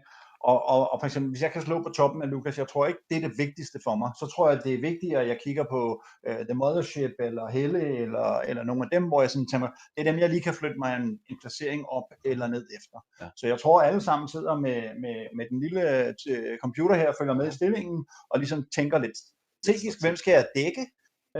Og så selvfølgelig, kan du lave en styr på bagbords på Lukas, eller på Borg, eller på Deposit, så er det jo fristende. Så bliver man lidt glad. Så får egoet sådan, så har det bedre, ikke? Ja. Så. At de så er kommet forbi dig på næste ben, det er jo så, hvad det er. Ja, men det er fordi, at der kan komme mange historier omkring, hvorfor og hvordan det kunne lade sig gøre. Og du havde nogle gode sejladser i går. Jeg så, du var oppe i toppen, og så fik der uddelt en del straffe. Jeg kommer også til at kommentere lidt omkring det. Ja, jeg vil sige det sådan, jeg skal jo nok mest fremhæve den sejlads, jeg vandt. Ja. Ikke? Og så alt det andet, det er jo så det er de andres fejl. Ja. Ikke? Dårlig internet. Dårlig internet, det der virtual regattas regler, som der ikke er, som de skal være, og sådan noget lignende. Og når jeg har vendt foran en, så har jeg da retten til ham, og sådan noget lignende. Der er mange undskyldninger. Ja. Altså, regn, det var også for godt vejr i går til at sejle, faktisk. Man burde have været på vandet. Det er vel også en undskyldning. Det er helt klart. Altså, har været på det rigtige vand. Ud af vinduet, ikke? Lige præcis, sidder og falder i staver og tænker, kæft, det blæser 5 meter, det er da fantastisk vejr. Det kunne man ikke. Nej, det var lidt mere konsistent i går, men det viser jo måske også bare, at konkurrencen i det her på det her niveau er super høj. Ja. Og det gør det jo også, at det ikke er de samme en eller to, der ligger og laver små prikker hele vejen. Det gør det jo spændende, at når vi ser så forholdsvis bredt, så mange forskellige, der placerer sig i top 1, 2 og 3. Ja. Det synes jeg er fantastisk, og det har jo gjort rigtig meget for, e-sejlsport i Danmark. Vi har fået nogle rigtig dygtige sejlere hjemme. Super dygtige sejlere. Ja. Hvordan kan det være, at vi kan afholde det her egentlig? Jamen altså, det startede jo egentlig med, at jeg vil sige, altså Lukas var jo tidligt fremme, og så var Koly jo også frisk på at tage bolden op, og så er der jo de her gamle tusser, der hedder Piraterne, og dem vil jeg da gerne lige slå et slag for, men vi synes jo, at der var nogle muligheder i det her, og især til ungdommen, og især for at få unge mennesker ligesom komme tættere på sejlsport med en skærm. Så vi startede med at købe et sæt til Koly på 16 tablets, som der står i en fin vandtægtskasse, som man kan tage rundt til Rungsted og Skovshoved, og også ned i Tuborg, hvis man vil. Og så er det jo bare gået i gang med at sejle. Så vi vil gerne støtte op, Piraterne vil gerne støtte op omkring det projekt, og sørge for, at der var nogle muligheder, hvor alle kunne sejle, hvor det ikke var noget med, min telefon er ikke lige så god som din, og sådan noget lignende. Så hvis vi kunne ligesom lave en ramme, hvor alle havde the playing field. Lige præcis. Ja. Alle havde samme vilkår, sidder nede i klubben, måske også at få lavet noget, når vi nu får åbnet op igen, for at lave noget hygge, sådan så vi kan sejle lidt, grine lidt, for det er jo så sjovt at sidde de gange vi har gjort det, og så råber en anden plads ved mærket, og selvom det er på en tablet, ikke, så er det jo super godt. Og der var vi netop inden for rækkevidde, så der kan man råbe. Der kan man jo råbe. Der kan man jo råbe. Der er ikke og nogen... være sikker på, at den anden hører det. Ja, Det og der er ikke noget, internet, der ligesom går igennem der. Nej. Så jeg vil sige, det er jo selvfølgelig en af dem. At vi så også har nogle gode præmier, synes jeg også lige, vi skal vende og sige, at vi har fået super god støtte hele vejen rundt. Det er næsten ligegyldigt, hvor vi kommer faktisk i øjeblikket med e-sejlsport, helt fra Dansk Sejlunion, Nordbjerg, Zyk, vi har lakridspiberne, vi har SailRank, som vi bruger som platform også, Kodys støtte har vi også. Har vi nogen glemt? Vi har noget CI, vi har CI, og vi har... hvad har vi egentlig? Vi har faktisk rigtig meget. Ja, vi har faktisk rigtig meget. Ja. Altså, der er jo både præmier til guldfeltet, og der er også nogle præmier i sølvfeltet. Ja. Så det bliver rigtig spændende at følge med i. Jeg synes ikke, det gør måske også, at man skal ikke bare sådan tage det der sølvfelt sådan lidt helt nonchalant. Nej, jeg ved, min søn han sidder derinde og håber lidt på at der kommer et eller andet efter ham. Ja. Og han er lidt til en søde tand, så de der lakridspiber, de har meget, meget høj kurs hos ham. Det skal man heller ikke undervurdere. Nej. Der kan man fortælle mange røverhistorier med sådan en lakridspibe i munden. Ja. Det kan man jo godt forestille sig om. Yes. Så super fedt med den slags støtte også. Det gør det jo også lige lidt sjovere. Ja. Der er lidt mere konkurrence. Der er lidt mere gang ind. Ja, der er der. Og så selvfølgelig også med god dækning, som vi også lige skal sige tak for. Men vi har jo ikke så meget tid, fordi vi skal køre alle de her ting igennem. Og hvad er det nu, hvad gør vi med alle de her præmier? Hvordan ved vi noget om, hvordan vi uddeler, og hvad vi gør, og lykkens gudinde og så videre? Er det... Ja, men sådan som jeg har hørt i min chokoladebolle øresnegl her, så ved jeg jo, at der er faktisk rigtig fine præmier til 1, 2 og 3 i guldgruppen. Det skulle der også gerne være. Så er der jo også nogle præmier længere nedad i systemet. Der er også lidt præmier til, som jeg sagde tidligere, sølvflåden.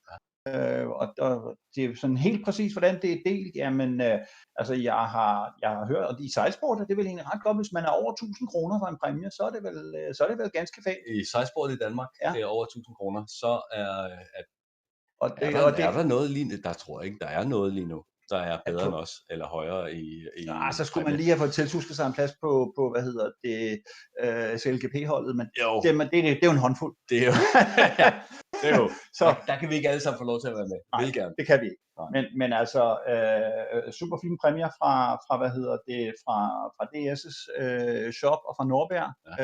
Og det er jo noget, man kan tage og følge på og omsætte til noget rigtigt noget, man kan bruge ude på vandet. Jeg ved, dem fra sidste år, de fik i hvert fald brugt deres gavekort nede hos Nordbjerg, og jeg fik set noget af det. Det er jo fantastisk. Ja, det er jo skønt. Ja, det er skønt, når man har sådan nogle. Ja. Ja? Og så er der jo også nogle sweatshirts, og der er lidt bælter, og så er der yderligere lidt gavekort til andre placeringer.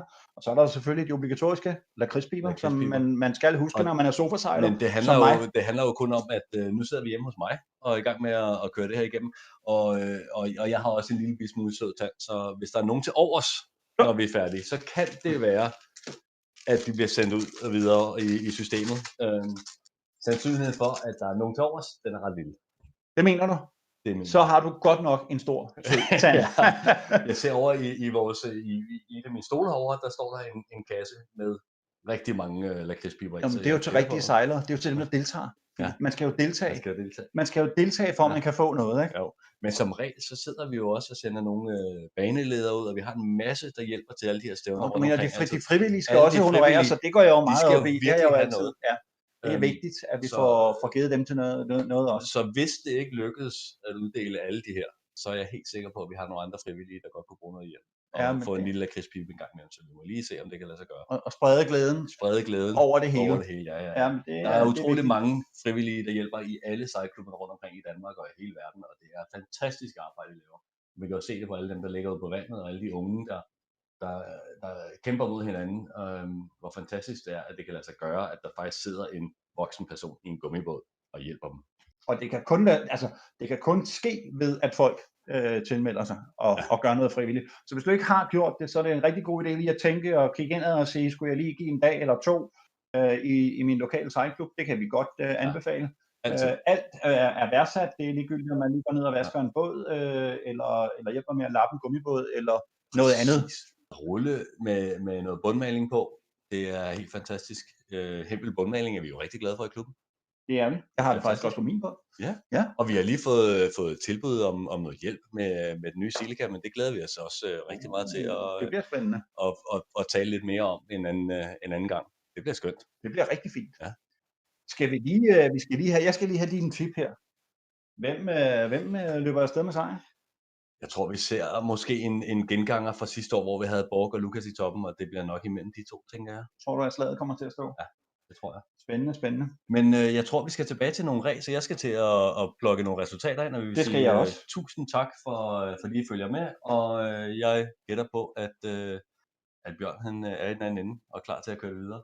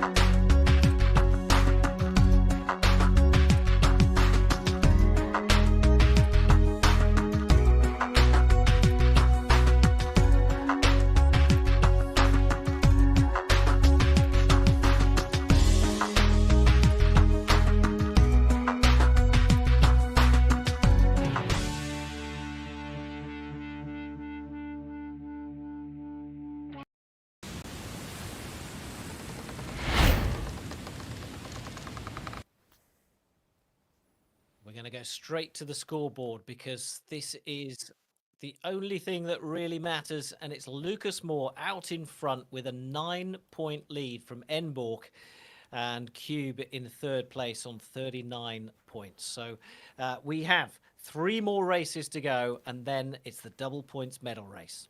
Yeah, and Alec, let's jump straight into it. Race number 6 coming up. It is the NACRA 17 with a reaching start.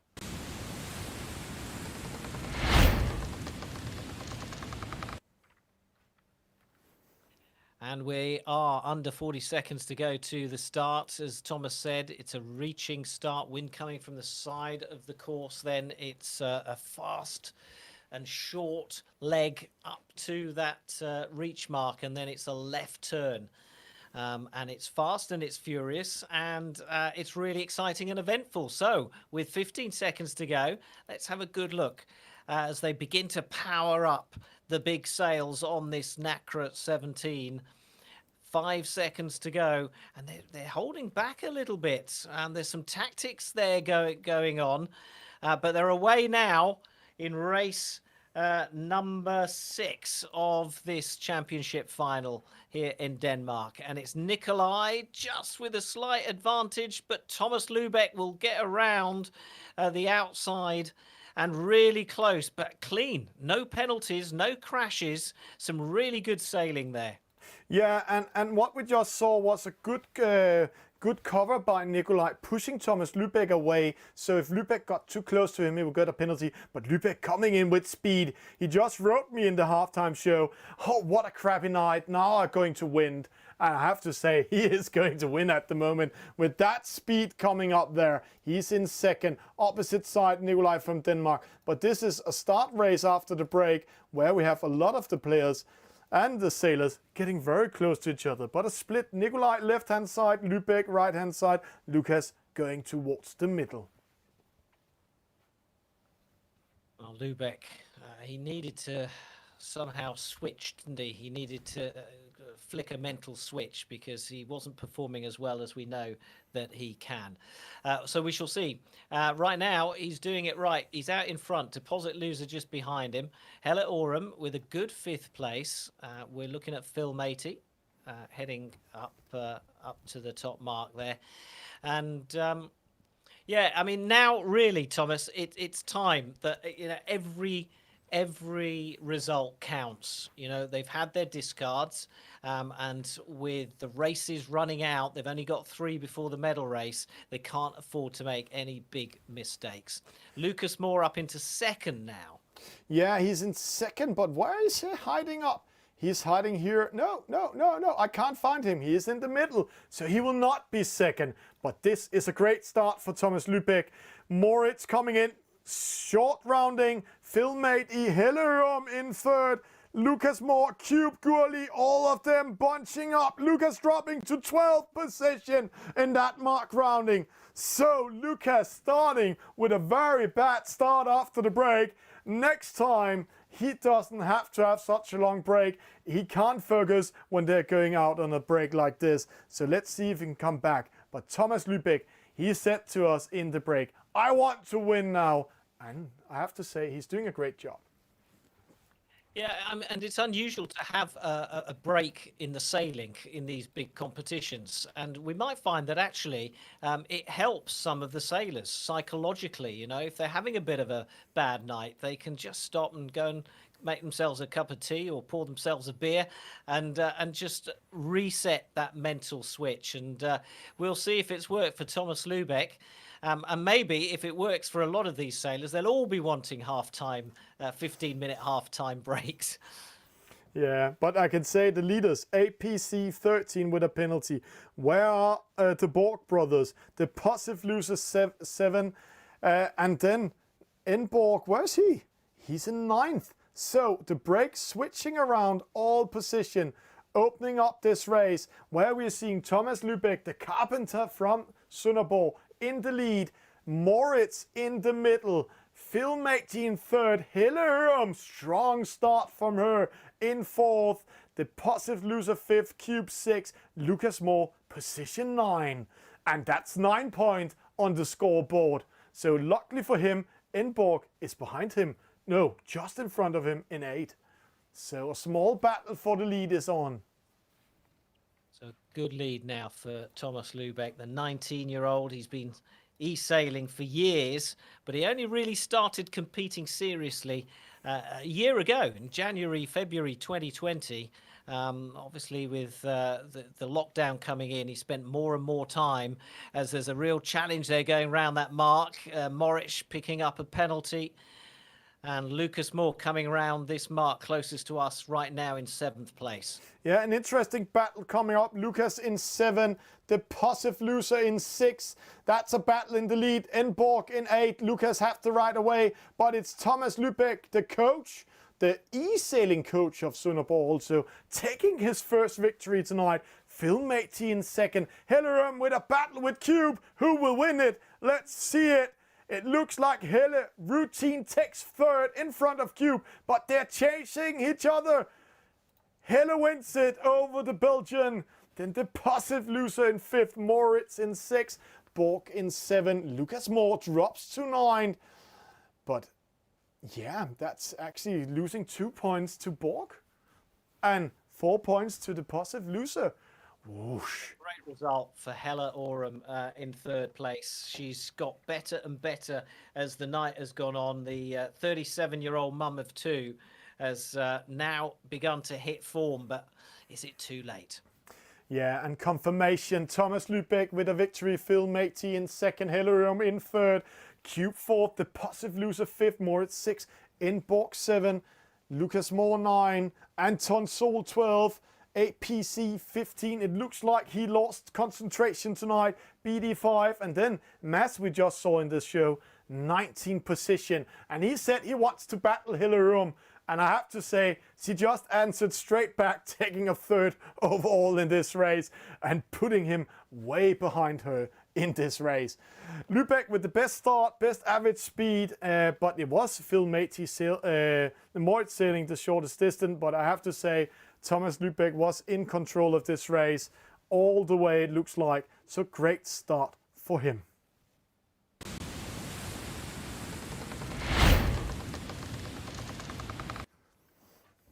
Yeah, great performance from Thomas Lubeck. It's what we've come to expect. Some of you may know him by his other game name of Defix. And it'll be interesting to see how that has changed things on the leaderboard, because I think we'll see that lead at the top change. Not the lead, but the gap between the leaders and the rest of the fleet. Yeah, and when we're seeing the leaderboard, let's jump into it, because I know the race officers are really jumping into the game. The next race is a J-boat, so let's see the scoreboard before the next race coming up.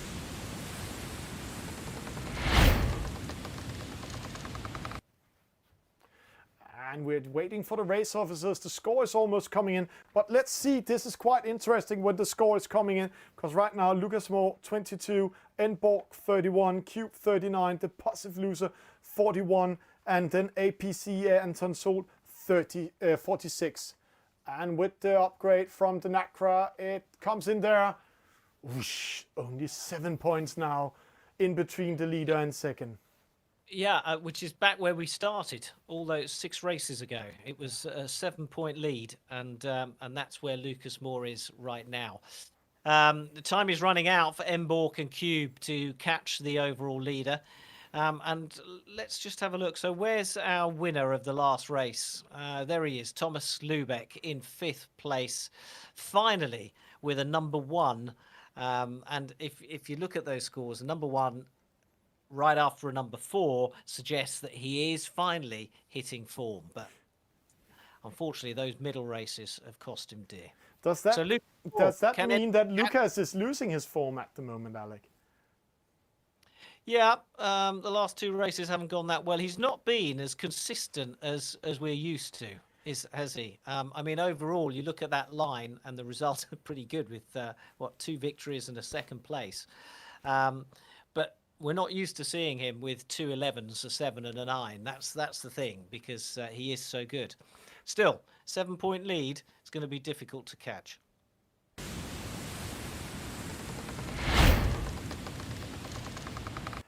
And Alec, 7-point lead, but I have to say one thing. Now we have been following e-sailing for 3.5 years. We know all the players in and out, special top 500 in the world, and Lucas is one of those guys. And one thing we actually have been seeing on him lately is he gets nervous when he comes into finals, or he's so close of having a good result. We also saw it last year in the Danish championship. He was so close of losing the championship. We're seeing the ECLDP and so on. So people are always asking us, Alec, does they have the same feeling in e-sailing like in real sport? Yeah, I mean, the pressure absolutely is the same. And, they may be sitting at home rather than sitting in a big arena. But with e-sailing, that might come one day where we do see them in big arenas like in other e-sports. So, the pressures are there. But obviously, there isn't the physical pressures of being out on the water, feeling the wind on your face, trying to work out where the chop and the wind and the waves are coming from. But still, the mental pressure, really tough. And in many ways, when everything is focused on just, your tablet or a couple of buttons on your keyboard, that really is tough.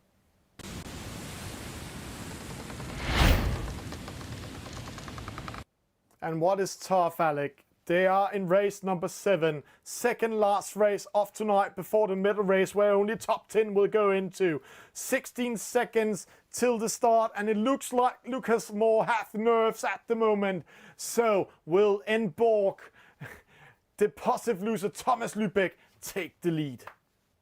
We're back in the J70. Many of these sailors' favourite boat. They love it. Ooh.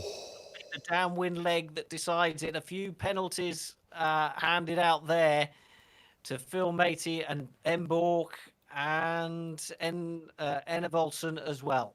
Yeah, and I have to say, a penalty to Enborg. Luckily for him, it's a start penalty in the J-boat, so he only loses 8 to 12 meters. But starting in the middle of this fleet, in 10th position, 9th now. Wow, he really needs to battling his way up. See, he's here trying to find some wind, trying to go out of the wind shadow. He's behind the fleet. He needs to do something to come back in the race. Lucas Moore is more placed in the middle, in the lead. He's in 5th, side by side with Thomas Lubeck. There's really taking on the battle now. Nikolaj from Denmark. Then we have the positive loser, Enevoldsen. So, Thomas Lubeck, he joins in the battle for top 3 at the moment. And some may be asking, in e-sailing, do you see the others maybe gang up on Lucas Moore to try and give the others a chance to catch him? You kind of don't really see that unless it's in a, just watching this challenge here between the two boats, Thomas Lubeck and Lucas Moore, all going to plan though. You tend to see that more in the team e-sailing, and we saw that in the Nations Cup, some thrilling action. But really, this is very much every man for himself in these individual championships. Nikolaj just has the slenderest of lead against Lucas Moore. Penalty coming in. Lucas has nerves of steel. Just managed to attack him in last second. Handling out a penalty for Nikolaj.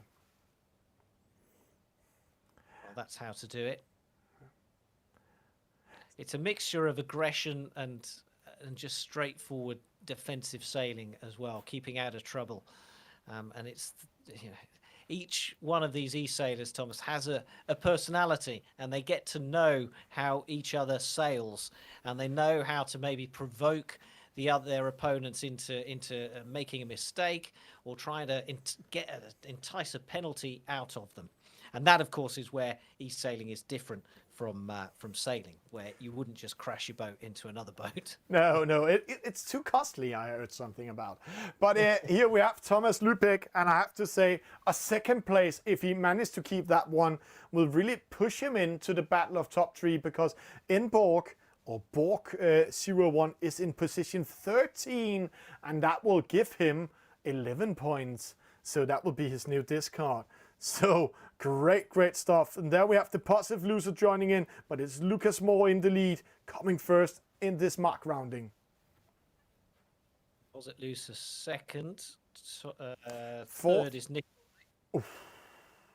It's very close. See how close they're getting to each other here at the mark. Pressing each other. There was a penalty up there for Nikolaj from Denmark made by the positive loser.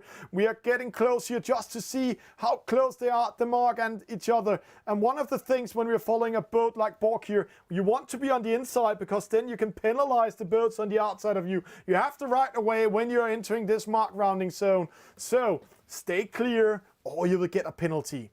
Downwind, Spinnaker up, battles up, Cube under pressure by Red Baron and Nikolaj.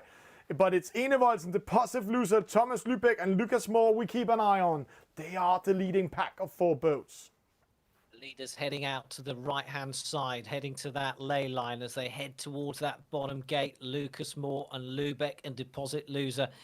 First, second and third, all with the red and black sails. Deposit Loser, I should say, with the yellow sail now. And those are the leaders. But, it's the downwind that makes the difference in the J-boat. And you can see some overtaking happening further back. Yeah. With this pack of Red Baron, Enevoldsen, Cube and Nikolaj. Oh, and across there, and a penalty on Red Baron. Yeah, made by Cube in this case. But they are very aggressive. All points counts. Remember, it's race number 7. There's only one race left to be back in top 10. And there's a huge battle for top 10. We saw Phil Matey. He's in 10th in this race. He's here with the orange sail, having a second place in the last race. And if he continues being in top 10 and keep the rest of his opponent behind him, then he might join in the middle race. And that's a great honor. 2 penalties, Moritz is getting one. Enevoldsen is getting one in the mark rounding. So they're dropping a little bit down. Another penalty to the mothership in the battle against Jen. But let's go into the top view. We can see how they're splitting up here.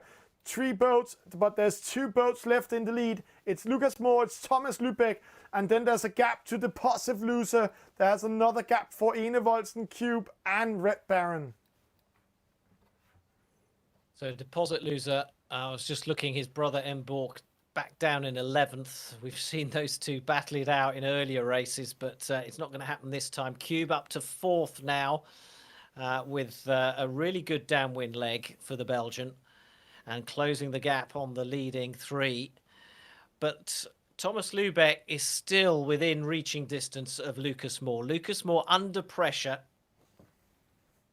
Penalty for Tato further back down the fleet.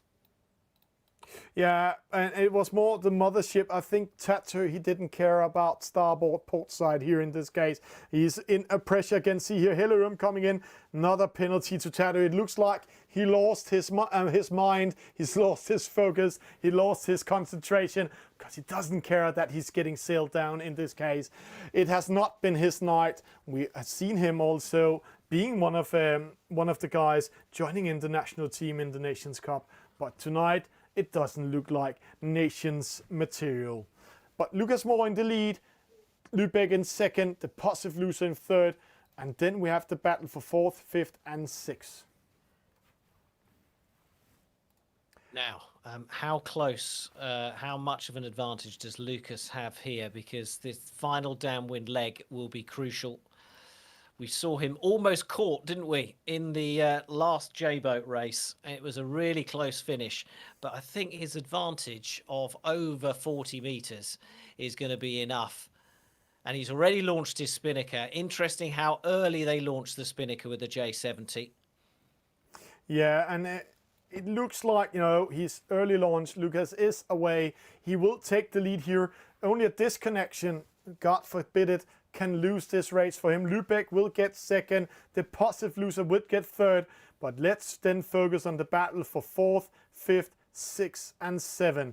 Moritz, Red Baron, Cube, Enevoldsen are battling for important points to stay in top 10 and go all the way to the middle race with the EF50, the Sail DP boat that's coming up in the middle race. Phil Matey in 8. This is good news for him. He's currently overall 11th, and if he gets 8, then he can push himself up in top 10 and go all the way to the middle race if he continues performing in this level, Alec. That's right, Thomas. It's all about finishing in the top 10 in the overall leaderboard to make that double points medal race. Lucas is clear out at the front. He's going to cross the line first. But this blue and purple sail and the battle between them, Red Baron, Enevoldsen and Cube is on for 4th, 5th, and 6th. Yeah. And let's not write off Phil Matey either, because he's closing the gap. He's got Red Baron, or he did have Red Baron in his wind shadow. Red Baron's peeled off, and I'm not sure that was the right move from the South African. We shall see. No, he's dropping down. Way over to the right-hand side. But it's Deposit Loser takes 3rd. Now, Enevoldsen and Cube here fighting for 4th. Enevoldsen's going to take it. But who's taking 5th? It's going to be close. Cube just managed to go in front of it. Takes 5th. Red Baron takes 6th. Moritz 7th. Phil Matey, another great performance by him. If we see the overall result of tonight, 8. That's his 3rd best result tonight. Nikolai Denmark ending up with a penalty by Anton Sol. Inborg in 12th. Wow, this gives Thomas Lubeck a chance to go into top 3. The battle is open for top 3 positions. It looks like Lucas Moore just got that point, creating a gap to Deposit Loser and Inborg. And now Deposit Loser, Inborg, Thomas Lubeck is battling for 2nd, 3rd, and 4th. Everything is open here, but remember, small mistake from Lucas Moore is giving him maximum points. BD5 and then Tattoo coming in last. His baddest result of tonight, but he is in the final of the Danish Championship. confirmation, Lucas Moore with a victory. Thomas Lubeck in second. Deposit Loser third, very important. Taking also points on his brother in Borg. Then Enevoldsen Cube, Red Baron. And then we drop down. Anton Sol 10, Borg 11, Helle Ørum 13. She had such a good race in the last race, but in this race she drops down again. But I have to say, with that internal battle, again she keeps Mad USA behind her, but BD5 and also BD5 behind her. And the mothership, so she has her own internal battle down there. Let's go in the studio.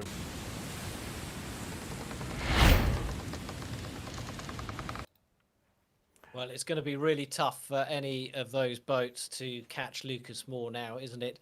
Yes, there are 2 more races. Yes, there's a third final medal race with double points, but it's going to be really tough, especially if Lucas continues to perform as well in the next 2 races. And I have to say, he's really performing, Alec.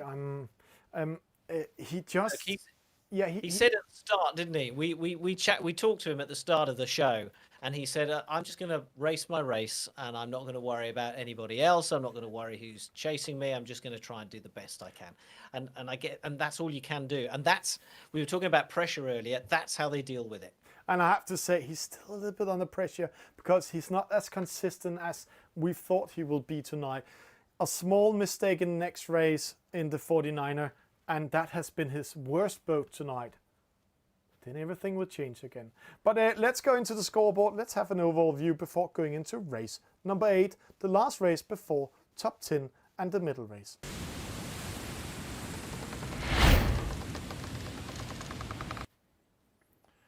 And the score is almost ready. It's coming in a few seconds. The race officers are working on it, but right now we can see Lucas Moore has a gap for 7 points to end Borg. But how will it unfold after the scoreboard has been upgraded? In Borg, he got 13 points. Oh, a switch of positions, Alec. Did you see what just happened as we spoke about? Borg, that 11th place, wow, has cost him 2 places. And Deposit Loser, his elder brother, has moved into 3rd. Yeah, and Cube in 2nd. But remember, it's the Danish championship. So the battle for 2nd, 3rd, and 4th is between D-Fix, Enborg, Deposit Loser. And then there's a slightly chance for Enevoldsen. We haven't spoken much about him tonight. But with those performances since race number 4, he sneaked up in position 6. And is not far behind. Remember, last race is double point, and the next is the 49er. And let's just see. Lucas Moore Cube has been having a bad night in the 49er, where Deposit Loser, Enborg, Lubeck, Enevoldsen, that has been their boat all night. So everything is open for the taking.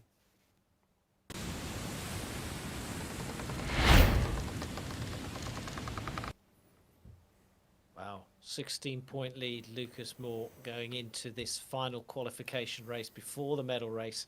It's in the 49er. As you've said, that's not been his preferred boat this evening.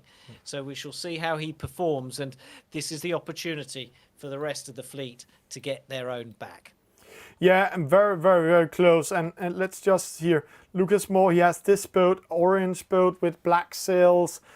In this race, then we need to keep an eye on Borg. He's having the same color of boat. Guys, come on. Let's help us a little bit in studio. And then we have Thomas Lubeck. Same boat. It's the Danish championship, isn't it? Yeah, same boat. They're all in red. Yeah. Oh, guys. And then the last one, he hasn't joined in yet. That's the Deposit Loser. We're still missing him. He has some issues connecting. I can see that on the server. So we are waiting for him to join in. But interesting call, Alec. 2nd, 3rd, and 4th place is open for the taking at the moment. It's a huge battle, no points in between them. Then we have Lucas Moore, who a slightly mistake in the 49 has not been his boat all night.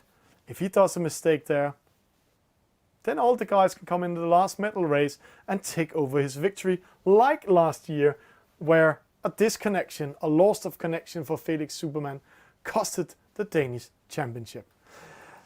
But let's get ready. The 49er is coming up.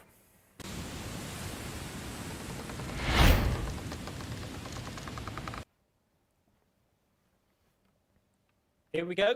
40 seconds. And strength-wise, the wind's fairly even across the course. We'll fly up in a moment and take a look at the start line and see if there's a bias at one end or the other. But at the moment, they all seem to want to be in this committee boat end.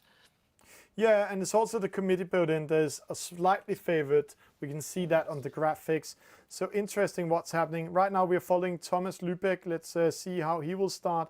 Interesting. It's very important to get a good start and see he's waiting to pressure the other ones, coming as close as possible to the committee boat. Let's see. Oh, he has to bear away. So not the best start for him. A fairly even start line, really fair. A few penalties, Morich and APC picking up penalties, Phil Matey as well. But out in front, Anton Sol and Thomas Lubeck in fourth right now. And in the middle of the fleet, we've got Tatau and Hella Oram as well. Right, let's get into the race. I see the bulk of the fleet choosing the middle of the course. Yeah. Beginning to strengthen now in that center area of the course. And I have to say, Lubeck is in a very good position, but it's Anton Sol, Gurli and Nikolaj from Denmark having the best start and the best wind speed at the moment. So yeah, Gurli doing well. Four legs, standard upwind, downwind, upwind, downwind course this. And again, 49er, and it's the upwind leg in the 49er that can really win you the race. It's if you get it right, you can gain 20 to 30 meters on your opponents on the upwind. Yeah, and again, Cube, bad start, bad race. Lucas, medium start, bad race. The 49ers not been their boat. But where are the Borg brothers, Alec? Enborg is 14th position, but where's the positive loser? He's not here, Alec. Do you know, he's not, is he? No, it's a DNS maximum points in the last race before the medal race. Maybe he didn't have more battery on his phone. Is this one of those cases again? No, no, no, no, no, no. It will give him 15 points after this race because that will be a discard. But Anton Sol coming up here first. So now we need to keep an eye on Thomas Lubeck. He has the chance to go in top 3 now. He's in 4th. Phil Matey in 5th. But a great race by Anton Sol, Gurli and Nikolaj from Denmark. Wow, we'll have to get to the bottom of that story. I noticed we only started with 18, and I was wondering who was missing and why.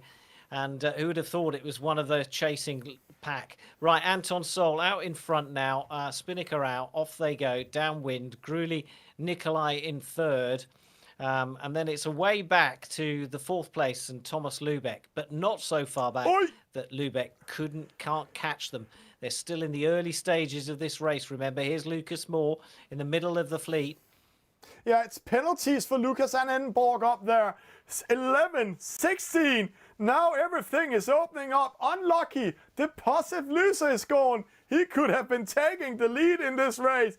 So Thomas Lubeck is battling for 2nd place overall right now in the Danish champion. He called us and said, what a bad night for me tonight. I really want to have a medal. And now he's back in the race. The carpenter from Sønderborg. Sønderborg Yacht Club is coming in here. Anton Sol first. Great race from past to Gurli, Nikolaj, and then Thomas Lubeck taking 3rd now. Thomas Lubeck, as predicted, has moved up to 3rd then. The rest of the fleet is Red Baron picking up a penalty. And yeah, the main fleet now coming in. Morich picking up a penalty. Red Baron, Morich and Mad USA all picking up penalties at that bottom gate. So upwind we go for the second time. Anton Sol out in front, and Thomas Lubeck trying to make up every position possible because he is chasing that second place in the overall leaderboard. And it's a good position he has. He can control Nikolai in fourth. And if the wind is with him, let's see the chopper here. Then he's on the inside of Anton and Gurley. But they're a little bit more far ahead of him. So he might have a slightly chance to take over them. But let's see from the other view.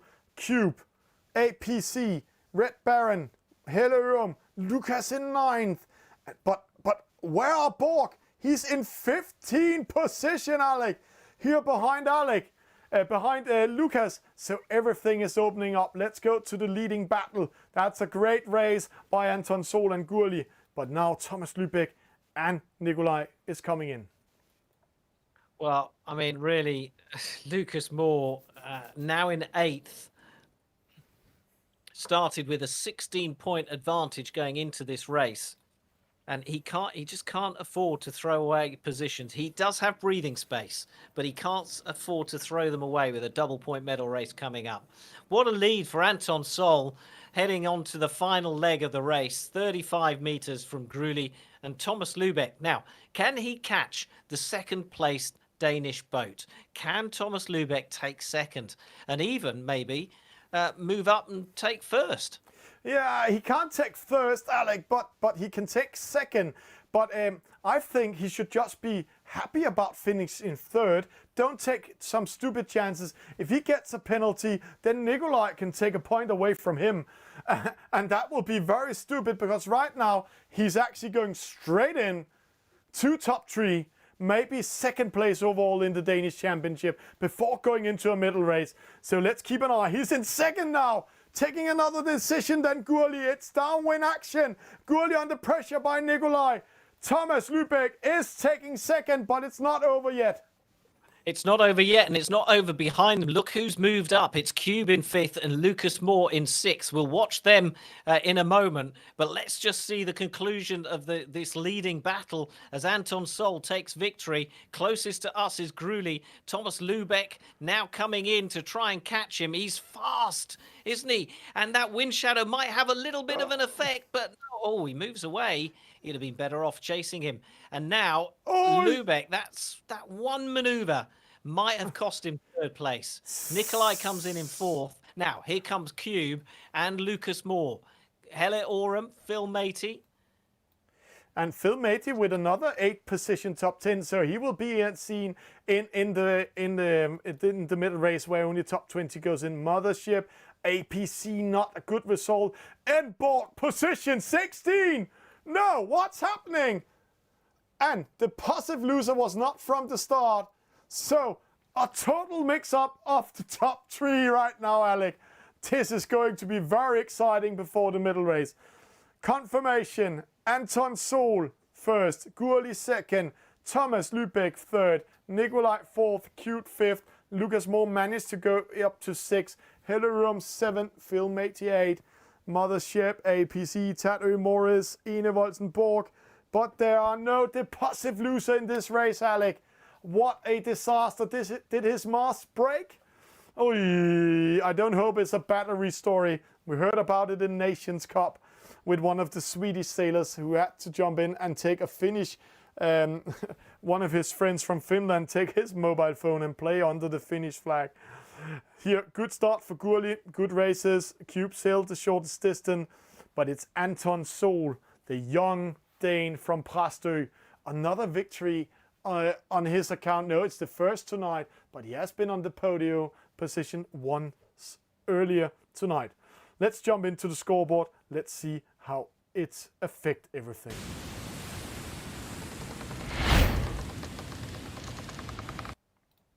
This is what we're all waiting for, to find out what that result means to the overall lead and the top 5. But it's the top 10 that go through to the medal race. Gruli is currently holding that position by 2 points. Will Gruli still be in the top 10 when they publish the results officially of that final qualification race, the 49er race? So Lucas Moore, a huge lead over Cube. And deposit loser. What? Here we go. A deposit loser given Oh, and well, no score at the moment, so That's he's maximum. down to 6th. Ah. Thomas Lubeck moves up to 3rd, but Lucas Moore just increases that lead on Cube. yeah. It looks like we have a Danish champion before going into the medal race, but a disconnection will give him 20 points. So, yeah, he is a Danish champion now, but we have a huge battle for 2nd, 3rd, and 4th. So these 4 skippers, Thomas Lubeck, Enborg, Anton Sol, the positive loser, and Enevoldsen, all can be in top 3 when we're going into the medal race, Alec. But it looks like D-Fix is coming in. But 15 points between Lucas Moore and Cube. Yeah, but for the Danish championship, Cube can't be, but he can win the regatta overall. Yeah. But Lucas Moore is Danish champion at the moment, as it stands. Let's get ready for the medal race after a small break. Stay tuned. The medal race coming up within the next couple of minutes.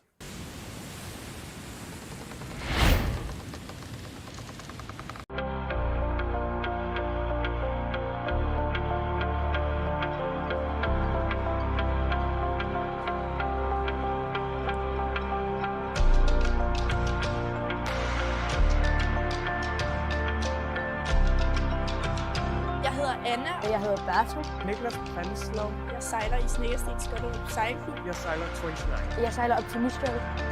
Det er en sportsklub. Han har klubhed, sammenhold, pis og ballade og unge mennesker, der møder ind og har det rart sammen. Hvis du vil sejle her, så vil klubben gå enormt langt for, at det du gerne vil bliver til virkelighed. Jeg er så vild med at sejle, fordi at jeg ligesom får frisk luft hver gang jeg er til træning. Man får et godt fællesskab med en masse forskellige personer.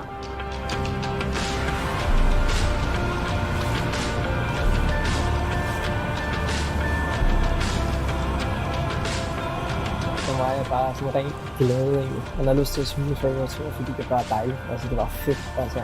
Man er bare sådan der, fuck hvor er det fedt det her. For os er det ikke meningen, at du skal lave en toppræstation, når du er barn eller ung, men vi er ambitiøse om at leve livet og sejle og have kæmpe oplevelser med det. 3, 2, 1, 4 minutter! Og sportsklubkonceptet hjalp mig med at få seniorafdelingen til at acceptere, at nu får vi nogle unge her i klubben. Det betyder, at noget af jeres virkelighed forsvinder. Hvad er vigtigst her, hvor vi bor? Er det alle os, der har vores på det tørre, eller er fremtiden de børn, der bor her? Så min ambition er ikke, at de skal være her hver dag. Min ambition er, at når de er her, så vil jeg rigtig meget ud af at være sammen i den tid, og så gå ud og leve livet på alle mulige andre platforme også, og det er enormt vigtigt.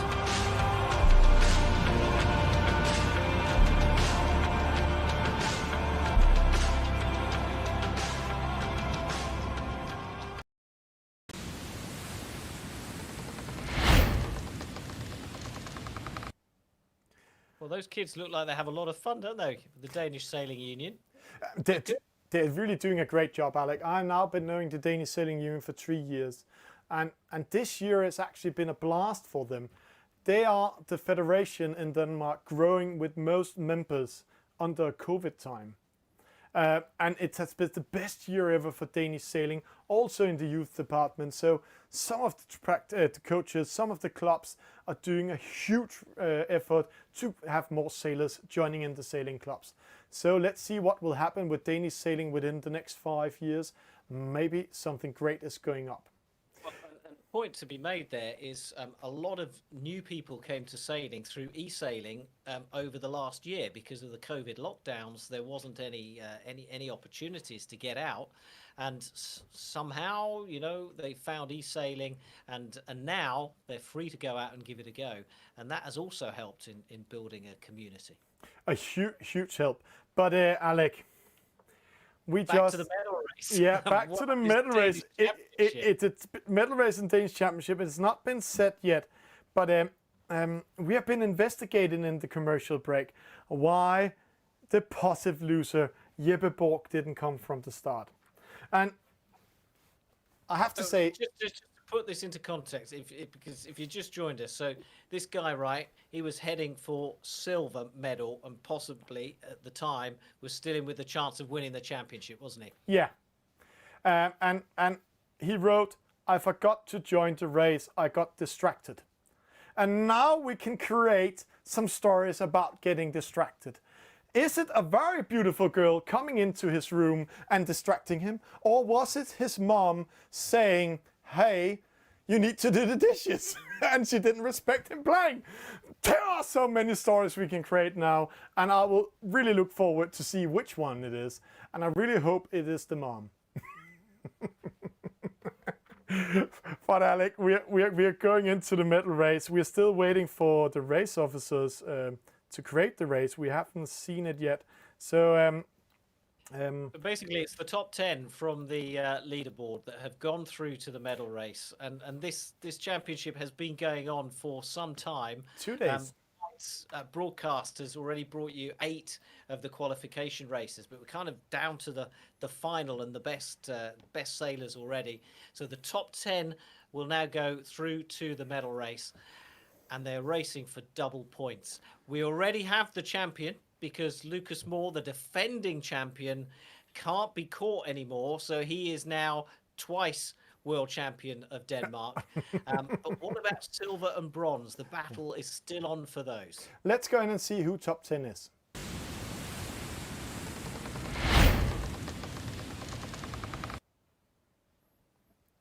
So, well, we've got Cuba, Belgium. It's an open championship, remember, so that's why we've got a Belgian and a South African in. But as far as the medals are concerned, Cuba can't be part of that. So up next, Thomas Lubeck, or Defix, on 58 points. Enborg on 60 points, so just 2 points in it for second and third. And then a further 9 points back is Anton Sol. Now, Anton Sol started really well. 2 fourth-place finishes. He's got a third as well, and he won that last race. But as you can see, his results have been really inconsistent. So who knows what will happen in the medal race. And what about deposit loser? Well, he's still doing the dishes, we think. Yeah, we hope so. But see, he has been very consistent all night. Then one bad race and then forgot to show. Hopefully his mom was telling him to do the dishes or turned off the internet. Sometimes that's happening in gaming. So then he got last, maximum point in last race. And then we have Enevoldsen, APC, Morrison and Gurley and Phil Matey, who really done a great job in the last 3 races. Just managed not to go in to the medal race because Gurley got 10 overall. Yeah.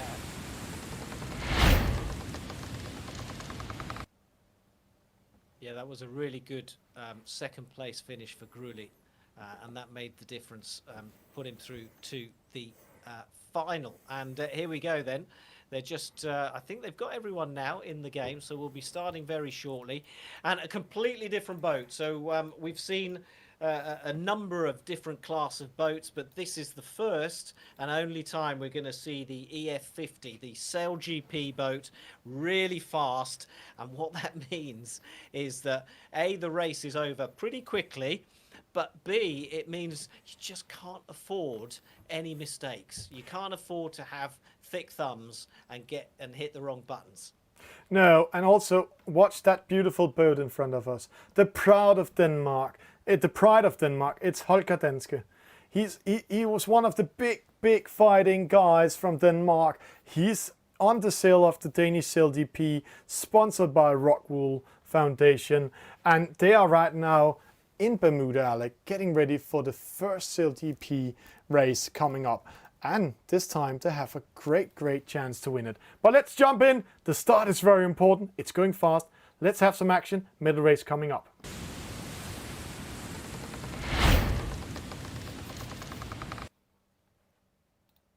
So they start a little bit further back and they have a run up. It's a reaching start, just like it is with the NACRA races that we've seen so far in this championship. 15 seconds to go.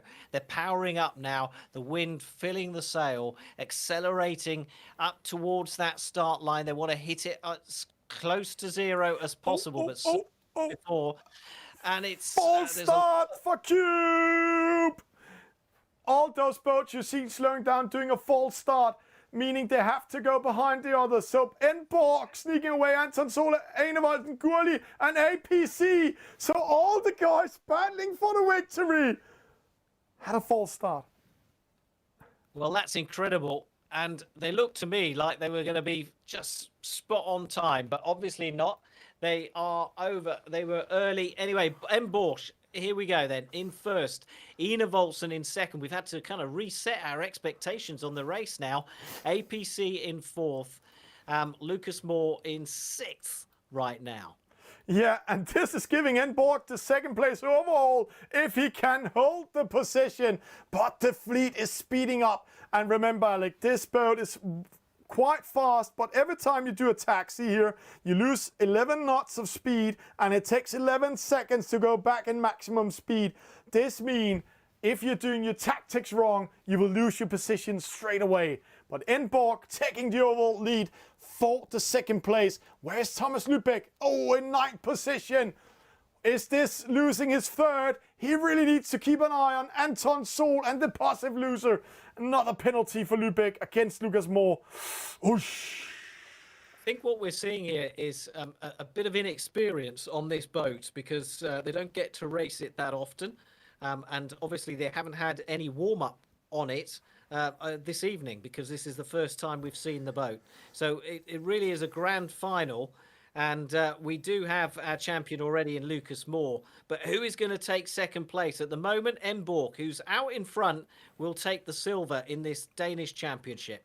Oh, a penalty to Anton Sol. He was in a position where he could get third overall, but the penalty slows him down for 11 seconds, plus 11 seconds to speed up. So he might lose the third place overall. He's in third at the moment. Thomas Lubeck coming back in the race. The positive loser losing momentum, getting a penalty. And see, Enborg, he was so much in the lead. And now the rest of the group coming up and taking him. APC and Ina Volson second and third. Really close between those two. And then it's a little way back to APC and Anton Sol. Lucas Moore, he is Danish champion, but got a penalty. Lubeck in sixth, slowing down. It's like looking at the Chinese in San Francisco Bay. They were in the lead, and then they hit a dead spot of wind, rounding a mark, a gate mark, and dropped down. He's in eighth now, winning one position. Gurli behind him. So yeah, Thomas Lubeck at the centre of the screen there, and it's not going right for him, but it's going right for Enborg at the front with the black sail. He's leading, he's led from start to finish. And Ina Volson doing his best to close the gap, but he's also got to keep an eye behind him on APC. As Thomas has said, you want to reduce the number of manoeuvres, the number of tacks and jibes on this boat because they waste such an amount of time. Yeah. And Alec, we have a mathematic battle going on. Anton Sol is in fourth, Thomas Lubeck in eighth. Giving Thomas Lubeck third place overall right now. But if Thomas Lubeck is dropping to ninth, then it's Anton Sol going overall third place. So a battle for bronze is coming up. Will it go to Præstø or will it go to Sønderborg Yacht Club? Whoosh, it's a very close race. But Enborg, keeping his lead, will bring him up to second place overall. So, can Enborg keep his cool? Because the pressure is on him now. The advantage is down to about 50 meters.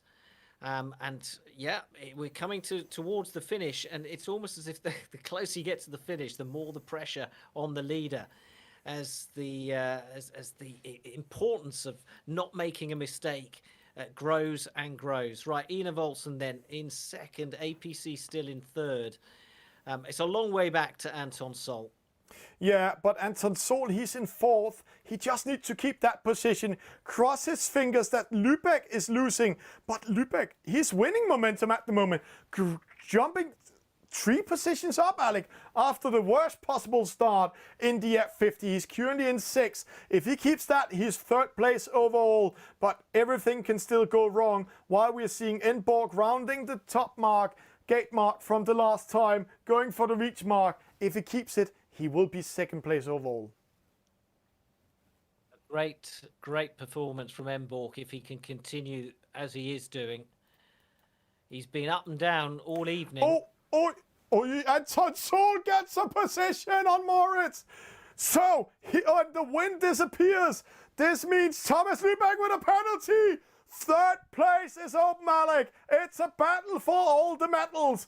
Thomas Lubeck needs to go out of that penalty and speeds up. The positive loser gets close to him. So Thomas Lubeck, he's now in 7th. He needs to gain places if he wants a medal. Anton Sol in 4th at the moment. Let's just take a moment to look at Emborg as he crosses the finish line to win the medal race. And that is likely to be enough for the silver medal for Emborg. Ina Volsen takes 2nd, APC takes 3rd, and the battle for bronze continues with Anton Sol, who's going to cross the line in 4th. Now, where is Thomas Lubeck? Oh, he's in 7. He just won 1 spot after getting that penalty at the top mark. Unforced penalty, hitting the mark. So, if this points counts and my mathematics is right, then there will go a bronze medal at the Danish Championship for Sønderborg Yacht Club. But we need to have the mathematics in there. We need to see the final scoreboard. But what a finish, Alec. What a finish. And Cube, 10th position. Yeah, just watching Cube come in last. His probably worst position of the whole championship. He was obviously couldn't win a medal being Belgian, but nonetheless, be interesting to see where he finishes up overall. Confirmation medal race, the Danish National Championship 2021. Emborg with a victory in the medal race, Ine Volsen 2nd, APC 3rd, Anton Sol 4th, and now the mathematics comes in. Moritz 5th, Lucas Moore 6th, Lubeck 7th, the positive loser 8th, and Alec, if the positive loser hasn't forgot to come in last race because of his mom, we will say it's because of his mom, then this could actually have been a winning moment for him, or a silver medal, and then his brother bronze, but I'm pretty sure he's 4th or 5th. Gurley 9th, Cube 10th. And then, let's see, Cube 4 penalties, the positive loser 14 jibes, too many jibes downwind. Lubeck with the sail the shortest distance. That's why he was winning the race. And let's see Lubeck's travel here. He couldn't have a worse start. Starting in 9th position, working his way up to 7. He was all the way in 6, lost it to Lucas Moore just at the top mark because of the unforced penalty. Anton Sol, at the moment he was 2nd place. Then at round mark 3rd, that's the top mark again, he dropped to 4th and he couldn't come back. But if he kept that 2nd position, yeah, then he had been 3rd place overall. I think so. But we haven't done the math yet. We're waiting for the race officers to update it. So let's go in studio and wait for it. Oh, let's just jump to scoreboard, Alec. I have to score.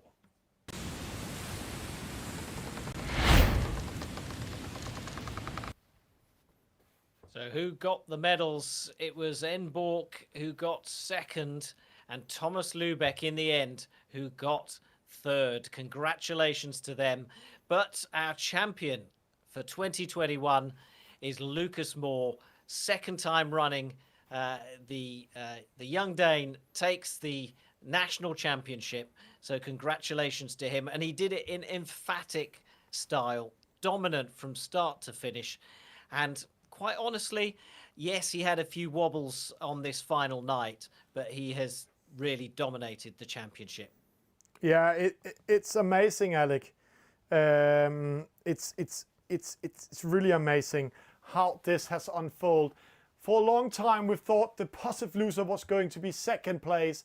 He's ending up in 7. The young Anton Sol from Præstø, so close of getting the medal. Then we see Ine Volsen sneaking in. It's only because of that bad 49er race he had in race number 8. He lost his podium position. And then Cube, almost the worst race of tonight, losing everything. Crazy stuff, Yeah, crazy stuff. He just never made it back from that penalty start.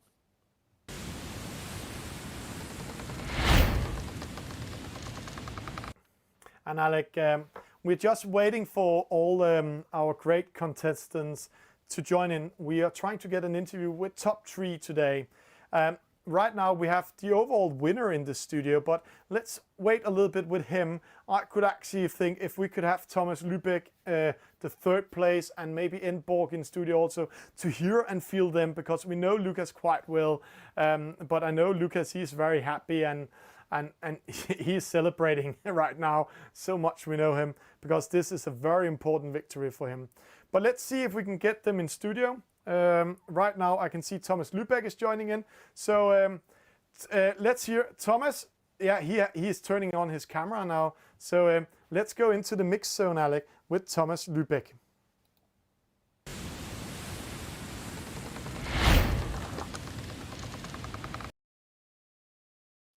Thomas, congratulations, a medal. How happy are you? I'm really happy.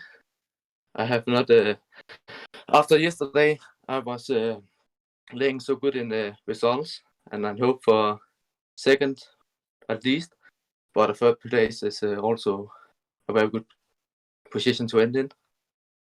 Yes. The quality of the sailing was very impressive. Yeah, I have a bit of trouble in the 4 races in the start, but I managed to sail back in the competition and finally get 3rd Dane. Now you tell us about the start on that final race. Yeah, I think I have all under control. I see the 1 second to the start line when the start is going, but I get the early start, and then you can only do the best and try to catch up on the other guys.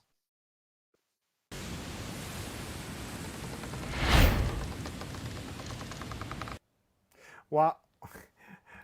Wow, Alec. And then let's see if we can get Enborg in studio also. Let's I'm just waiting for Enborg's camera. He's turning on his camera now. So let's meet the young Enborg in studio and hear about his 2nd place.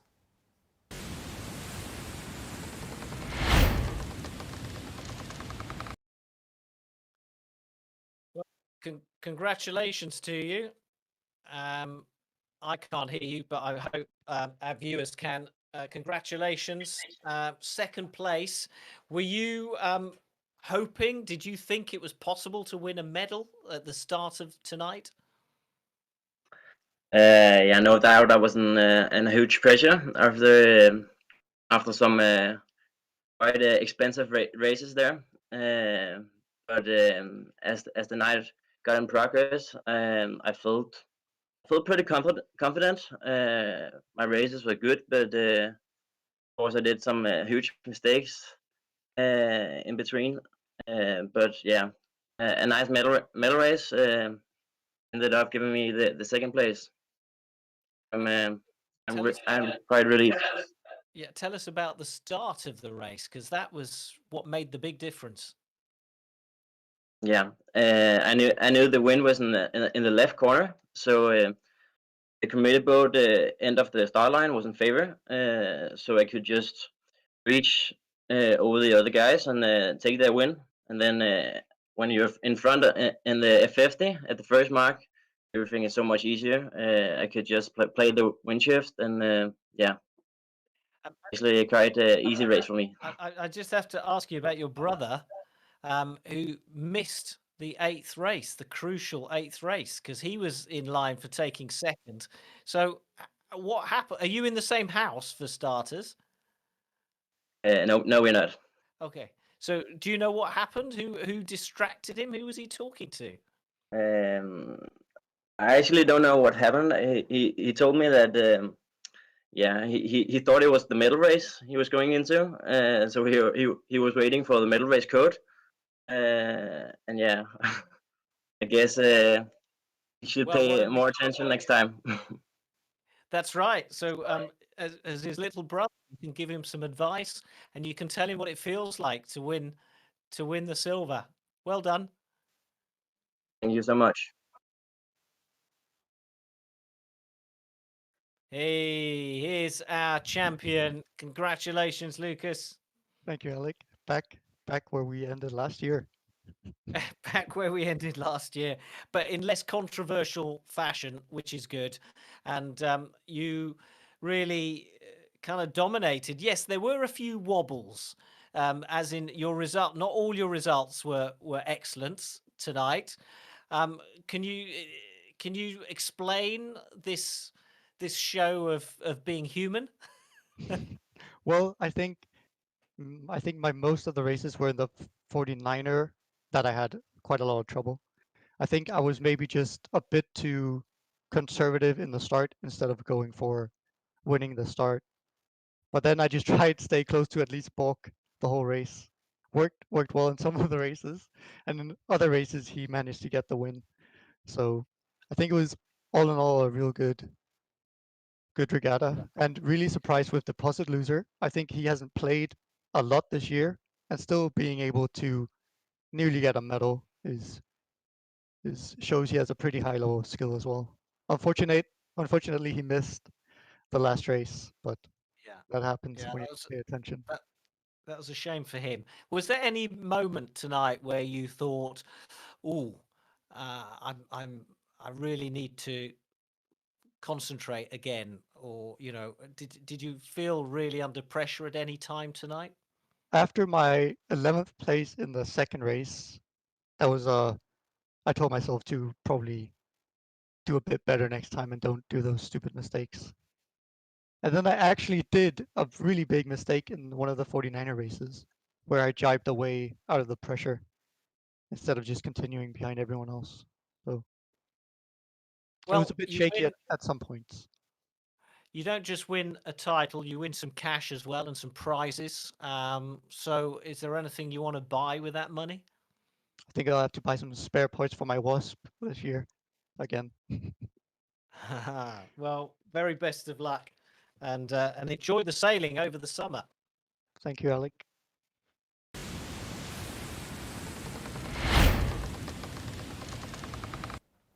Wow, Alec. What a Congratulations to fantastic Lucas ending. Moore. Yeah. Yeah. They, Congratulations to all three of our medal winners who put on a really good show, didn't they, Thomas? I have to say it was a very good show, and I really enjoyed to be in studio today with the Danish National E-Sailing Championship 2021. And again, congratulations to Lucas Moore. And I also have to say congratulations to Enborg. And congratulations to Defix. I have to say Defix is surprised and came back in the race, as he wrote to us in the halftime show. So very well done by him. So we have a winner from actually almost 3 different places in Denmark. That's great. But Alec, one thing is for sure. The level in Denmark has been rising a lot. The young Anton Sol, Ene Volsen, and then we heard about Deposit Loser not playing that much because he has been doing a lot of sailing lately.